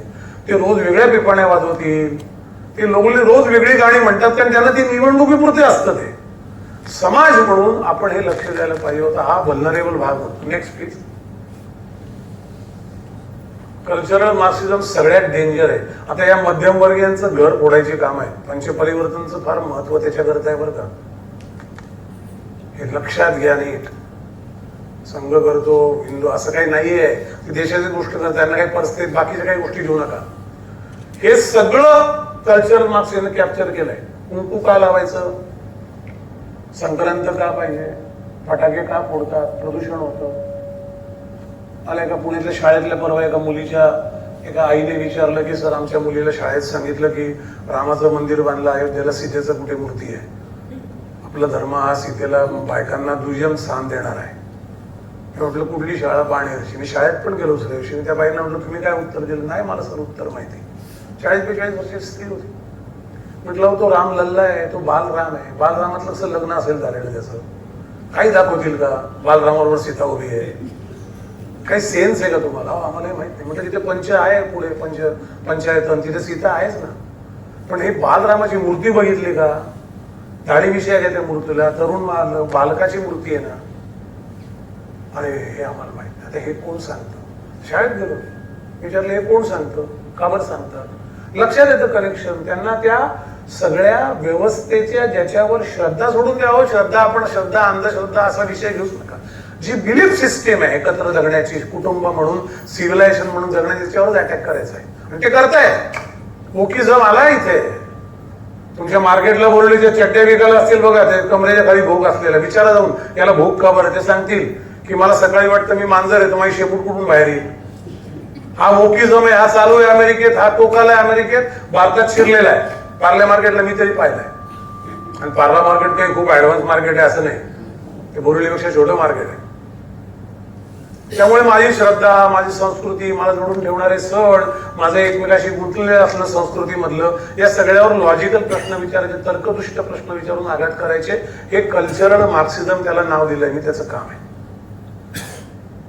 म्हणजे जिथून हे सगळं रक्षण करण्याचे ऊर्जास्थान जे आहे ते तुटल्याशिवाय काही खरं नाही. दिस इज ब्रेकिंग इंडिया ऍक्च्युअली. ते राजीव मल्होत्राला अजून लक्षात आलेलं नाही. ते जाऊया, ब्रेकिंग इंडिया, बाकीचं ते इकॉनॉमिक्स सोडा. हे मला याची फारची काळजी आहे. नाही झाली महासत्ता चालेल हो, आपली कुटुंब व्यवस्था तुटेल तेव्हा हा देश तुटायचे 2000% डेथ वॉरंट साईन होईल. काही करू शकणार नाही तुम्ही. तुम्ही म्हणायला होतं काय करायचं? मुलं ऐकतच नाही. तुम्ही काय करता हे सांगा. ते ऐकणार नाहीत. बंडखोर असताना तुम्ही तुमच्या आईबापाचं ऐकलेलं नाही. तुम्ही तुमचं गाव सोडून इकडे आलात ना, आईबाप कुठेतरी कोकणात राहिले, खानदेशात राहिले, विदर्भात राहिले, शेती करत राहिले. तुम्ही आलात, तुमच्या नोकरी करता, तुम्ही त्यांना कुठे तुम्ही फाट्यावरच मारलं त्यांना. मुलं मारणारच. आणखीन मुलं ऍडव्हान्स आहे. कॉन्टेम्पररी जग वेगळं आहे. तुमचं नव्हतं एवढं भयानक स्पीडचं कॉन्टेम्पररी जग आहे, समकालीन जग. ते मारणार. आपण काय करतो, आपण काय व्यवस्था उभी केली, यात मुलं आपले संवाद साधतील, आपल्याला त्यांचे किती विषय माहिती आहेत. म्हणजे कुटुंब टिकणं हे तुमच्या आदेशावर चालण्याचा काळ गेला. कारण एकत्र कुटुंबही तुटलं, न्यूक्लिअर फॅमिली झाली, आई वडील मुलं, 2 भाऊ वेगळे झाले, हे सगळं झालं. ते काळाच्या कालोगात होणार. पण माझ्या कुटुंबापुरतं, माझ्या घरात माझ्या डिपेंडंट माणसं, माझी कामवाली, माझा ड्रायव्हर, माझा लॉन्ड्रीवाला, मला चपला शिवणारा माणूस, माझा टेलर, या सगळ्यांची मी माझी एक इकोसिस्टीम घेऊन जगतोच ना, ओळखी पाळखी काढून, माझं काम करून. त्या सगळ्यांना एकत्र आणण्याची मी व्यवस्था काय उभी केली? नाही केली. जर प्रत्येक माणसाने इकोसिस्टीम वापरायचं ठरवलं तर कोण कोणाकरता उरेल मागे? दुसरा वापरणारा मिळाला की दरवेळी बंदर आहे, तिकडे जाईल तो. ती व्यवस्था उभी नाही केली तर कल्चर मार्क्सिझम धोका सगळ्यात मोठा आणि फार भयानक आहे. तुम्ही सगळंच येतं ना, तुम्ही सोशल मीडिया बघा, सगळं बघा, प्रत्येक गोष्टीला वेगळा नॅरेटिव्ह येतो. आपलं स्वतःचं म्हणून, संस्कृती म्हणून जी ओळख आहे ती पुसण्याचं मोठं काम चाललंय. कारण त्यांना माहितीये कुटुंब व्यवस्थेवर आघात झाला आणि ती जर तुकडे झाली संस्कृती संपायला सुरुवात होते. जगभरात सगळीकडे झालंय. एकमेव सिव्हिलायझेशन शिल्लक आहे 8 पिढी. Aztec, Mayan, Rome, Greek, Roman, Mesopotamian, Egyptian, Persian सगळे गेले, एकच राहिले भारतीय संस्कृती. आणि तिचा गाभा आहे, ताकद आहे, ते कुटुंब आहे. याच्यावर आघात करत आहे. Next please. Global market forces ते तुम्हाला डिवाइड करतील, तुम्हाला म्हणतील कुटुंब वेगळं उद्या, म्हणजे 2 फ्रीज लागतात, 2 टीव्ही लागतात, त्यांच्या वस्तू विकल्या जातात. सगळं जग हे कमोडिटी आहे. तुमच्या डोक्याने तुमचं पॉप्युलेशन मला पाहिजे, कारण मला डोकी कळतात किती खरेदी करतील ती. मार्केट मॅनिप्युलेशन चाललेलंच असतं. एक ग्लोबल मार्केट फोर्सेसचा मोठा विमर्श उभा केलाय मुंबईत. मीच ते अध्ययन केंद्र चालवतो. 72 रिसर्चर आहे आमच्याकडे, सुनील सप्रे म्हणून सेवावर्ती, आम्ही दोघं म्हणून ते चालवतो. त्यात 72 विषयांवर रिसर्च करतोय आपण आता. पुढच्या 21 वर्षात ग्लोबल मार्केट फोर्सेस तुम्हाला काय छळतील, कुठे कुठे चावतील, कुठे तुम्हाला कुठे फायदा घेईल. स्टॉक में इतना कमा लिया उतना कमा लिया करू नका. तुम्ही दुसऱ्यांच्या नळाखाली बसून आंघोळ करत आहात, तो नळ कधी बंद होईल आणि तुमची आंघोळीची सवय जाणार नाही दुसऱ्याच्या नळाखाली बसून. मग तुम्ही कासावीस व्हाल आणि तुम्ही आणखीन मोठ्या मोठ्या शापड्यांमध्ये अडकत जाल. देश प्रथम एवढी एकच भावना. स्टॉक घ्यायला काही, स्टॉक मार्केटमध्ये जाण्यात काही नाही म्हणण्याचं काहीच कारण नाही. जा, कोणाचे स्टॉक घेतोय? फायदा मिळतोय म्हणून घेतोय का देशाला फायदा होतोय म्हणून घेतोय का देशाला तोटा आहे पण मला फायदा आहे तरी मी घेतोय? ही गुन्हेगारीच आहे. रेल्वेवर बॉम्ब ठेवणं काय आणि देशाला विकास झालेल्या कंपनीचे स्टॉक घेणं काय? गुणात्मक फरक काय मला सांगा. म्हणजे प्रामाणिकपणे विचार करा. मी आरशासमोर आपण उभे आहोत, माझ्या सकट सगळे, असं समजा. इंटरनालाइज केल्या पाहिजे या गोष्टी नीट. ते नाही केलं तर आपल्याला धोके कळत नाही. तो हे आज म्हणतंय मस्त घेऊन टाका चला, झटपट रंगणारी लाईफ, आणि मग बसायचं एक दिवशी व्हायलिन घ्यायचं आणि मग वाजत बसायचं की लहानपणी फार दारिद्र्य होतं, किती मस्त चाललंय. अरे पण हे काय, कुठल्या पासवर चाललंय? कुटुंब व्यवस्था तुटून चाललंय. हा पोखर. हे कसं आहे ना, घरातल्या वाळवीला बाहेर काढलं पाहिजे. शेजारची माणसं भिंत पाडतील नाही असं नाही, पाडतील तेव्हा आपण उभे राहू, भिंतीचे आपल्या छातीचं पोट करून उभे राहू. पण हे वाळवीला काय करणार? ती रोज पोखरत चालली आहे. हा आतून घेरलेला आहे. Next please. हे सगळं कल्चर, नॉलेज सगळ्यावर होतं. पूर्ण वर्ल्ड. रॅडिकल इस्लामचं तर फार मोठी इकोसिस्टीम आहे. ती सोशल मीडियातनं फेक नॅरेटिव्ह मधनं येते. नाही असं आहे, लक्षात ठेवा. मुस्लिम लोकांचं असं नाही. ते इंडिव्हिज्युअली खूप चांगले आहेत आणि एकत्र आले की पंचायत होते. हो ना. मग एकत्र कुठे येतात त्याच्यावर आपण चर्चा केली पाहिजे, आपण बोललं पाहिजे. त्यांच्या देशात काय, त्यांच्यात जो ते धर्म मानतात, ज्या पद्धतीची जीवन पद्धती, शर्यत लॉ अशी ते राबवतात, तिथे त्या लोकांना काय अधिकार, याच्यावर पण ओपन चर्चा केली पाहिजे. धोके कळले पाहिजे. ते काय त्याच्या विरुद्ध जायचा विषयच नाही आमचा. आम्ही संख्येने अजूनही मोठे आहोत.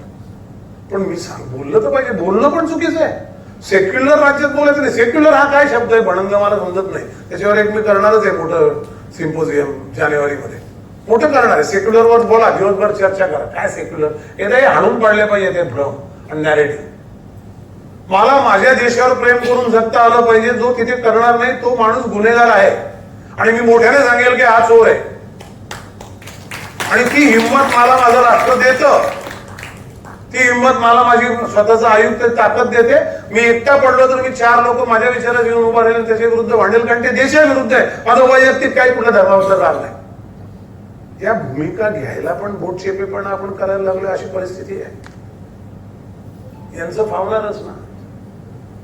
त्यांचा उद्देशच ब्रेकिंगचा आहे ना, अजेंडाच तो आहे. हा असा घेरलेला आहे. अजून एकदम हा लक्षात आलं तिकडे. त्याच्या अनेक गोष्टी ऑनलाईन कम्युनिटीज तयार होतात. हे तर मी आज फक्त या 45-50 मिनिटात सांगायचा प्रयत्न केला. बाहेरून आपण कसे घेरलेलो आहोत, आपल्याला या विषयांचे स्पर्श रोजच्या आयुष्यात होत नाही आणि हे दुर्दैव आहे. ते झाले पाहिजे असं मला वाटतं. तुम्ही सुज्ञ आहात, विचारमंच आहे. आता या पुढचं नेतृत्व आहे ना समाजाचं, ते आपल्या हातात आहे. मध्यमवर्गीयाचे ज्यांना रोज जेवणाचे भाग नाही, संध्याकाळी जेवण मिळेल काय, मटन चिकन आईस्क्रीम आणि श्रीखंड मिळणार नाही, पण पोळी भाजी मिळते आपल्याला आयुष्य. एवढे आपण कष्ट प्रामाणिकपणे केले. आता आपण उरलेला सगळा वेळ पोटाच्या मागे न लागता याच्यावर चिंतन करून हे जे घेरणं आहे हे कसं कमी करता येईल माझ्या परिसरापुरतं, तर हे पुढे आपण डील करू शकू. साधर अमेरिका ही 40 वर्ष लागली. अमेरिकेतली कुटुंब, मी अमेरिकेत 18 वर्ष राहिले, 40 वर्ष लागली तिथली कुटुंब व्यवस्था तुटायला.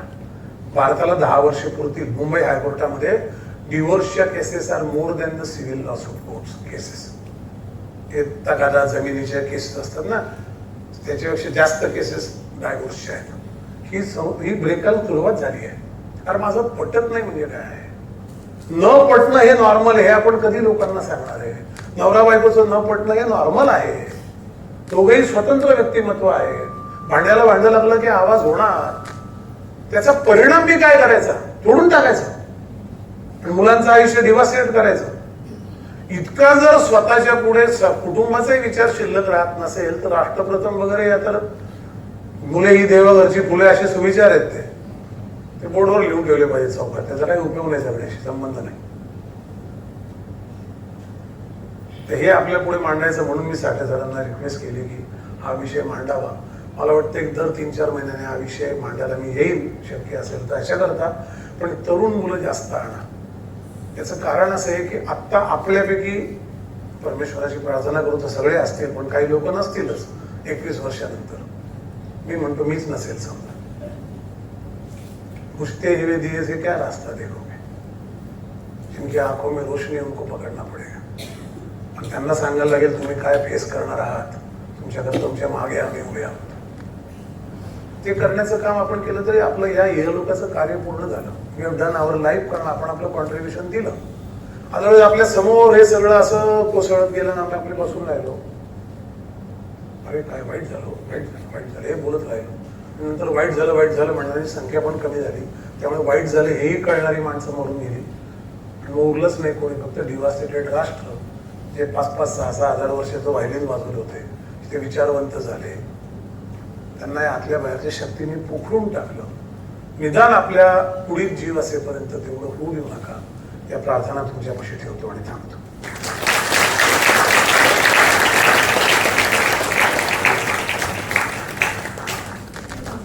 नाही काही गरज इथे उभा राहील. आपण व्याख्यान झालं की श्रोत्यांचे काही प्रश्न असतील तर त्यांना उत्तर द्यायला वेळ देतो वक्त्यांना. म्हणून म्हटलं माझा वेळ जास्त झाल्यामुळे आज पंचायत आहे. नाही आम्हाला ऍक्च्युली खरंच 10 मिनिटं झाली. मला खुर्ची नव्हते बरं बेस्ट. कोणाला काही प्रश्न फार विचारू नका. मला गोव्याला आपलं आज जायचंय बेळगावला. नवी मुंबईतून फ्लाईट पकडायची 4:30ला फ्लाईट आहे. रात्री 1:30 वाजता ते मालेगाव झाले. बोला. असतील तर विचारा. चिंतन करणं असेल तर करा. मी परत येईन. प्रश्न लिहून पाठवा. आपण उत्तर देऊ. पण हे करत राहा. कृपया याच्यावर विचार करा. आता इथे जे वृद्ध लोक आहेत, वृद्ध म्हणजे माझ्यासारखे 60च्या वरचे, त्यांना इतका आयुष्याचा अनुभव तर साठा आहे की त्यांनी एक मुलगा धरावा आताशी कॉलेजचा, एक प्राध्यापक धरावा तरुण, आणि त्याला सांगावं बाबा असं चित्र आहे, काय करता येईल आपल्याला, हे तर बोलूया. फार वाईट परिस्थिती. चल हा जेवायला काय केलं असं नाही असू शकत ना. काय भयंकर समावेश परिस्थिती. आपली पार्टी कधी आहे असे लागोपाठ प्रश्न आले की मला फार भीती वाटते. रात्रभर आपण गप्पा मला रात्री बाद गेली असं झालं, तसं नको होता. तेवढं होऊ देऊ नका बाबा, कारण ते आपल्याकडे कळव आहे. जी माणसं सर्वायवल मध्ये ती काही करणार नाही. बोला सर, माझा प्रश्न आहे की तुमच्या भाषणामध्ये मध्यम वर्गाबद्दल तुम्ही बोललात की मध्यम वर्ग हा डायरेक्ट टॅक्स भरतो. मी सुद्धा मध्यम वर्गातून येतो. तो इनडायरेक्ट टॅक्स भरतो, टोल भरतो, फाईन भरतो. समाजाच्या सर्व याच्यात तो अर्थव्यवस्थेचा मूळ कणा आहे आणि त्यानेच समाजात जावं, त्यानेच डोनेशन द्यावं, त्यानेच आदिवासींची काळजी करावी. मग मध्यमवर्ग या सगळ्यात दिसत नाही का? कारण की लोअर क्लास हा सबसिडी खातो आणि अप्पर क्लास हा कॅपिटल खातो आणि मरायचं फक्त आम्ही आणि सगळे फायदे लोअर क्लास आणि अप्पर क्लास घेणार. तर हे अर्थव्यवस्थेच्या दृष्टीने कितपत खरं आहे? म्हणजे मला तर हे फार मोठा हिपोक्रसी वाटतं. नाही, हिपोक्रसी नाहीये, कठोर शब्द वापरला तुम्ही. हा मला एक प्रकारचं उत्तर द्यावं. माझ्या आधी 450 वर्ष लोकांना लुटतायत. माया बहिणी तुर्कस्तानच्या बाजारात विकल्या जात आहेत. एकावर एक नग्न स्त्री फ्री आहे. घरं लुटली आहेत, नांगर फिरवलेत घरांवरून. बाकी लोक एवढे मराठी सरदार आहेत, कोणी काही करत नाही. मी का करायचं हे शिवाजी महाराज म्हणले असेल तर कुठे असतो आपण? आपल्याला जबाबदारी आहे. पिसला जातो वगैरे अगदीच मान्य आहे. तुमचं कुठलंही स्टेटमेंट चुकीचं नाही, पण त्याची रिॲक्शन मी काही करणार नाही अशी नाही येऊ शकत ना. मला बदललं पाहिजे, मला त्या खालच्यांनी ठीक केलं पाहिजे. म्हणून मला असं वाटतं की जोपर्यंत पॅरिटी लोकांना येत नाही, खालच्या लोकांना, तोपर्यंत आता मध्यमवर्गीय मध्यमवर्गीय मोठा झालाय. हो, आणि किती होता मध्यमवर्ग? 6.5 कोटी होता. आता आपण 17 कोटीपर्यंत गेलोय. तो हळूहळू 25-30 कोटी होईल. ती सगळी माणसांवरती जबाबदारी आहे आणि आपण तोपर्यंत काही लोकांना हे करायला लागेल. आपण सिस्टीम मोडून चालणार नाही. आपण मोडावी म्हणून तर सगळं चाललंय. अरे ये सब लोग आते हैं, अपने अपने फ्लैट में रहते हैं, मैं वॉचमैन हूं, मेरे पे क्यों लोड? आपण वॉचमॅन आहोत, काय करायचं? आपण वेगळं सारखं वागायचं का? हे आपण आपला कॉल आहे. पण मला असं वाटतं की मी राष्ट्राकरता हा प्रश्न गैर लागू. मी डोंट गेट अदरवाईज, मी काही चिडलेलं नाही. पण तुम्ही हिपोक्रसी पर्यंत गेला म्हणून मला एकदम जरा ते झालं. हिपोक्रसी नाहीये सारी, ती आपली जबाबदारी आहे. काळ तुम्हाला जबाबदारी देतो. नशीब समजा आपल्याला जबाबदारी आली, आपल्याला करायला लागेल. 25 लोकांना जाऊन भेटा. मी महिन्यातले 18 मी सोडून द्या, मी शूद्र माणूस आहे. पण मला प्रत्येक ठिकाणी मी जातो तिथे काही लोक भेटतात. मग त्यांचे मेसेज येतात. ते म्हणतात ग्रुप सुरू केला, डिस्कस करतो. त्यांचे हे प्रश्न आहेत, तुमच्याकडे प्रश्न असतात, त्याची उत्तर आपण दिली पाहिजे. राज्यकर्ते का तुम्ही तशीच गाडी बसवली समाजाशी राज्यकर्त्यांच्या नावाने? ते बदलायला पण वेळ द्यायला लागेल ना तुम्हाला कोणाला तरी. 10 कोटी नगरसेवक खर्च करतो, 25 लाखाचा ऍफिडेव्हिट देतो. हीच बेईमानी सिस्टीम आम्ही उभी केली. त्याला आम्ही निवडून देतो, त्याची आमची ओळख आहे, आम्हाला आनंद वाटतो. का नाही तोंडावर विचारत? 25 लाखाचा ऍफिडेव्हिट लाज वाटत नाही तू किती खर्च केले? मग व्यवस्था कशी बदलणार? आपल्याच सापड्यात आपण पडण्यात काहीच मत उंदरासारखं झालं ना. ते थालीपीठ ठेवलंय कुठे म्हणून आपण ते मिळतं मरू द्यायला काय करायचं सापडायचं असं झालं.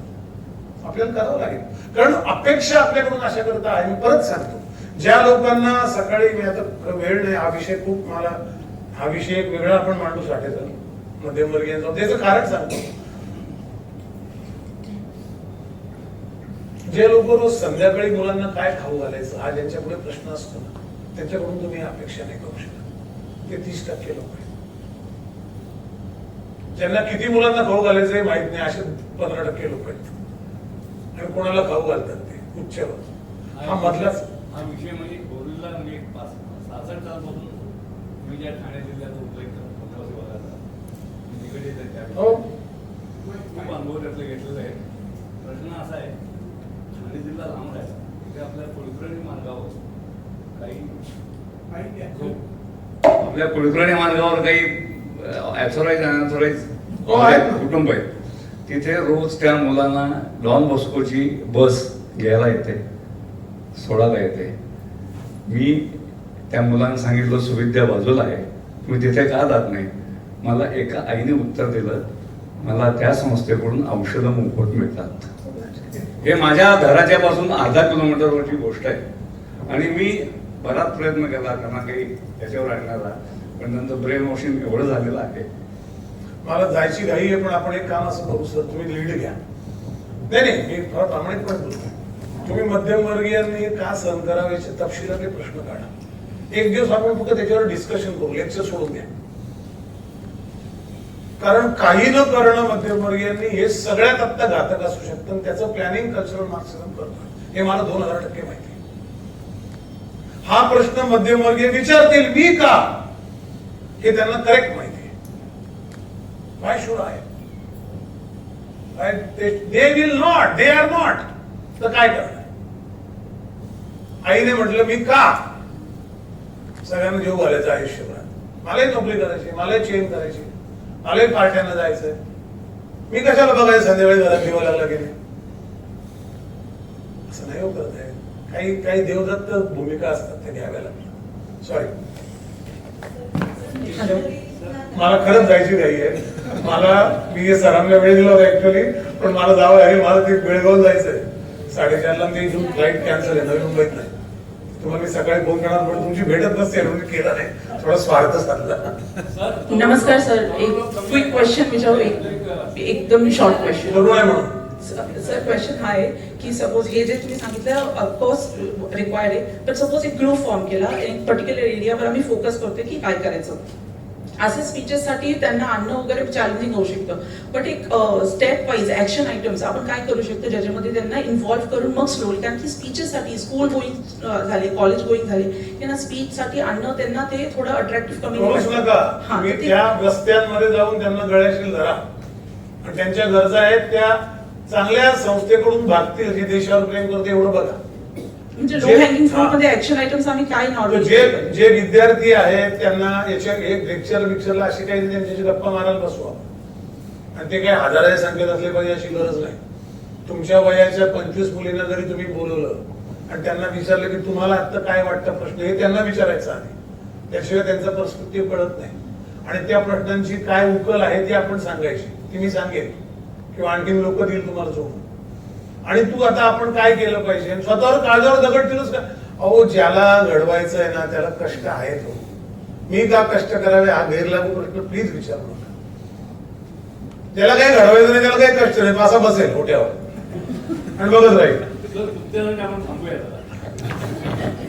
आपण करू. चला, थँक्यू. असेच उत्तम कार्यक्रम मंचातर्फे सादर होत राहतील. आर्थिक मदत करायची असेल तर Charkop cultural and sports foundation नावाने चेक देऊ शकता. ATG उपलब्ध आहे. कार्यक्रम यशस्वी होतो त्यात बरेच जणांचा सहभाग असतो, त्यात त्यांचे आभार मानणे हे देखील महत्त्वाचे असते. आपल्याला कार्यक्रमासाठी जागा उपलब्ध करून दिल्याबद्दल अटल स्मृती उद्यानाचे व्यवस्थापक आणि कर्मचारी यांचे आभार. लोकनिर्धारचे श्री कामत यांचे रेकॉर्डिंगसाठी खूप खूप आभार. श्री पाथे यांचे साऊंड सिस्टमसाठी खूप खूप आभार. कारण कार्यक्रम यशस्वी होतो तो श्रोत्यांमुळे, म्हणून इथे उपस्थित राहिलेल्या सर्वांचे मनपूर्वक आभार. जास्तीत जास्त जसे सर म्हणाले तसे जास्तीत जास्त तरुणांचा सहभाग यात वाढत राहील अशी आशा बाळगते. माझं आज पहिल्यांदा निवेदन होतं, काही चुका झाल्या असतील तर क्षमा करा. आपण विश्व प्रार्थना म्हणून कार्यक्रमाची सांगता करू.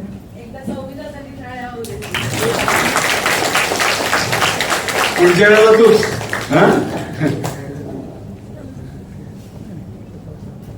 ओम यज्ञेन यज्ञमयजन्त देवास्तानि धर्माणि प्रथमान्यासन्न तेहनाकं महिमानस्तजन्त यत्र पूर्वे साध्याः सन्ति देवाः. ओम राजाधिराजाय प्रसन्न सायिने नमो वयं वै श्रवणाय कुर्महे समे कामान् कामकामाय मह्यं कामेश्वरो वै श्रवणो ददातु कुबेराय वै श्रवणाय महाराजाय नमः. ओम स्वस्ति साम्राज्यं भोज्यं स्वराज्यं वैराज्यं पारमेष्ठं राज्यं महाराज्यमाधिपत्यमयं समन्तपर्यास्यात् सार्वभौमः सार्वायुषान्तादापराधात् पृथिवी समुद्रपर्यन्ताया एकरारिति तदप्येष श्लोको विदितो मरुतः परिवेष्टारो मरुतस्यावसंगृहे आवीक्षितस्य कामप्रेहे विश्वे देवाः सभासदैति विश्वतश्चक्षुरुत विश्वतोमुखो विश्वतोहस्तौत विश्वतस्पात् संबाहुभ्यां नमति सम्पतत्रैर्द्यावा पृथिवीं जनयन्त देवयैका यो वै तां ब्रह्मणोपेतामृतेनामृतां पुरीं तस्मै ब्रह्म च ब्रह्मा च आयुः कीर्तिं प्रजां ददुः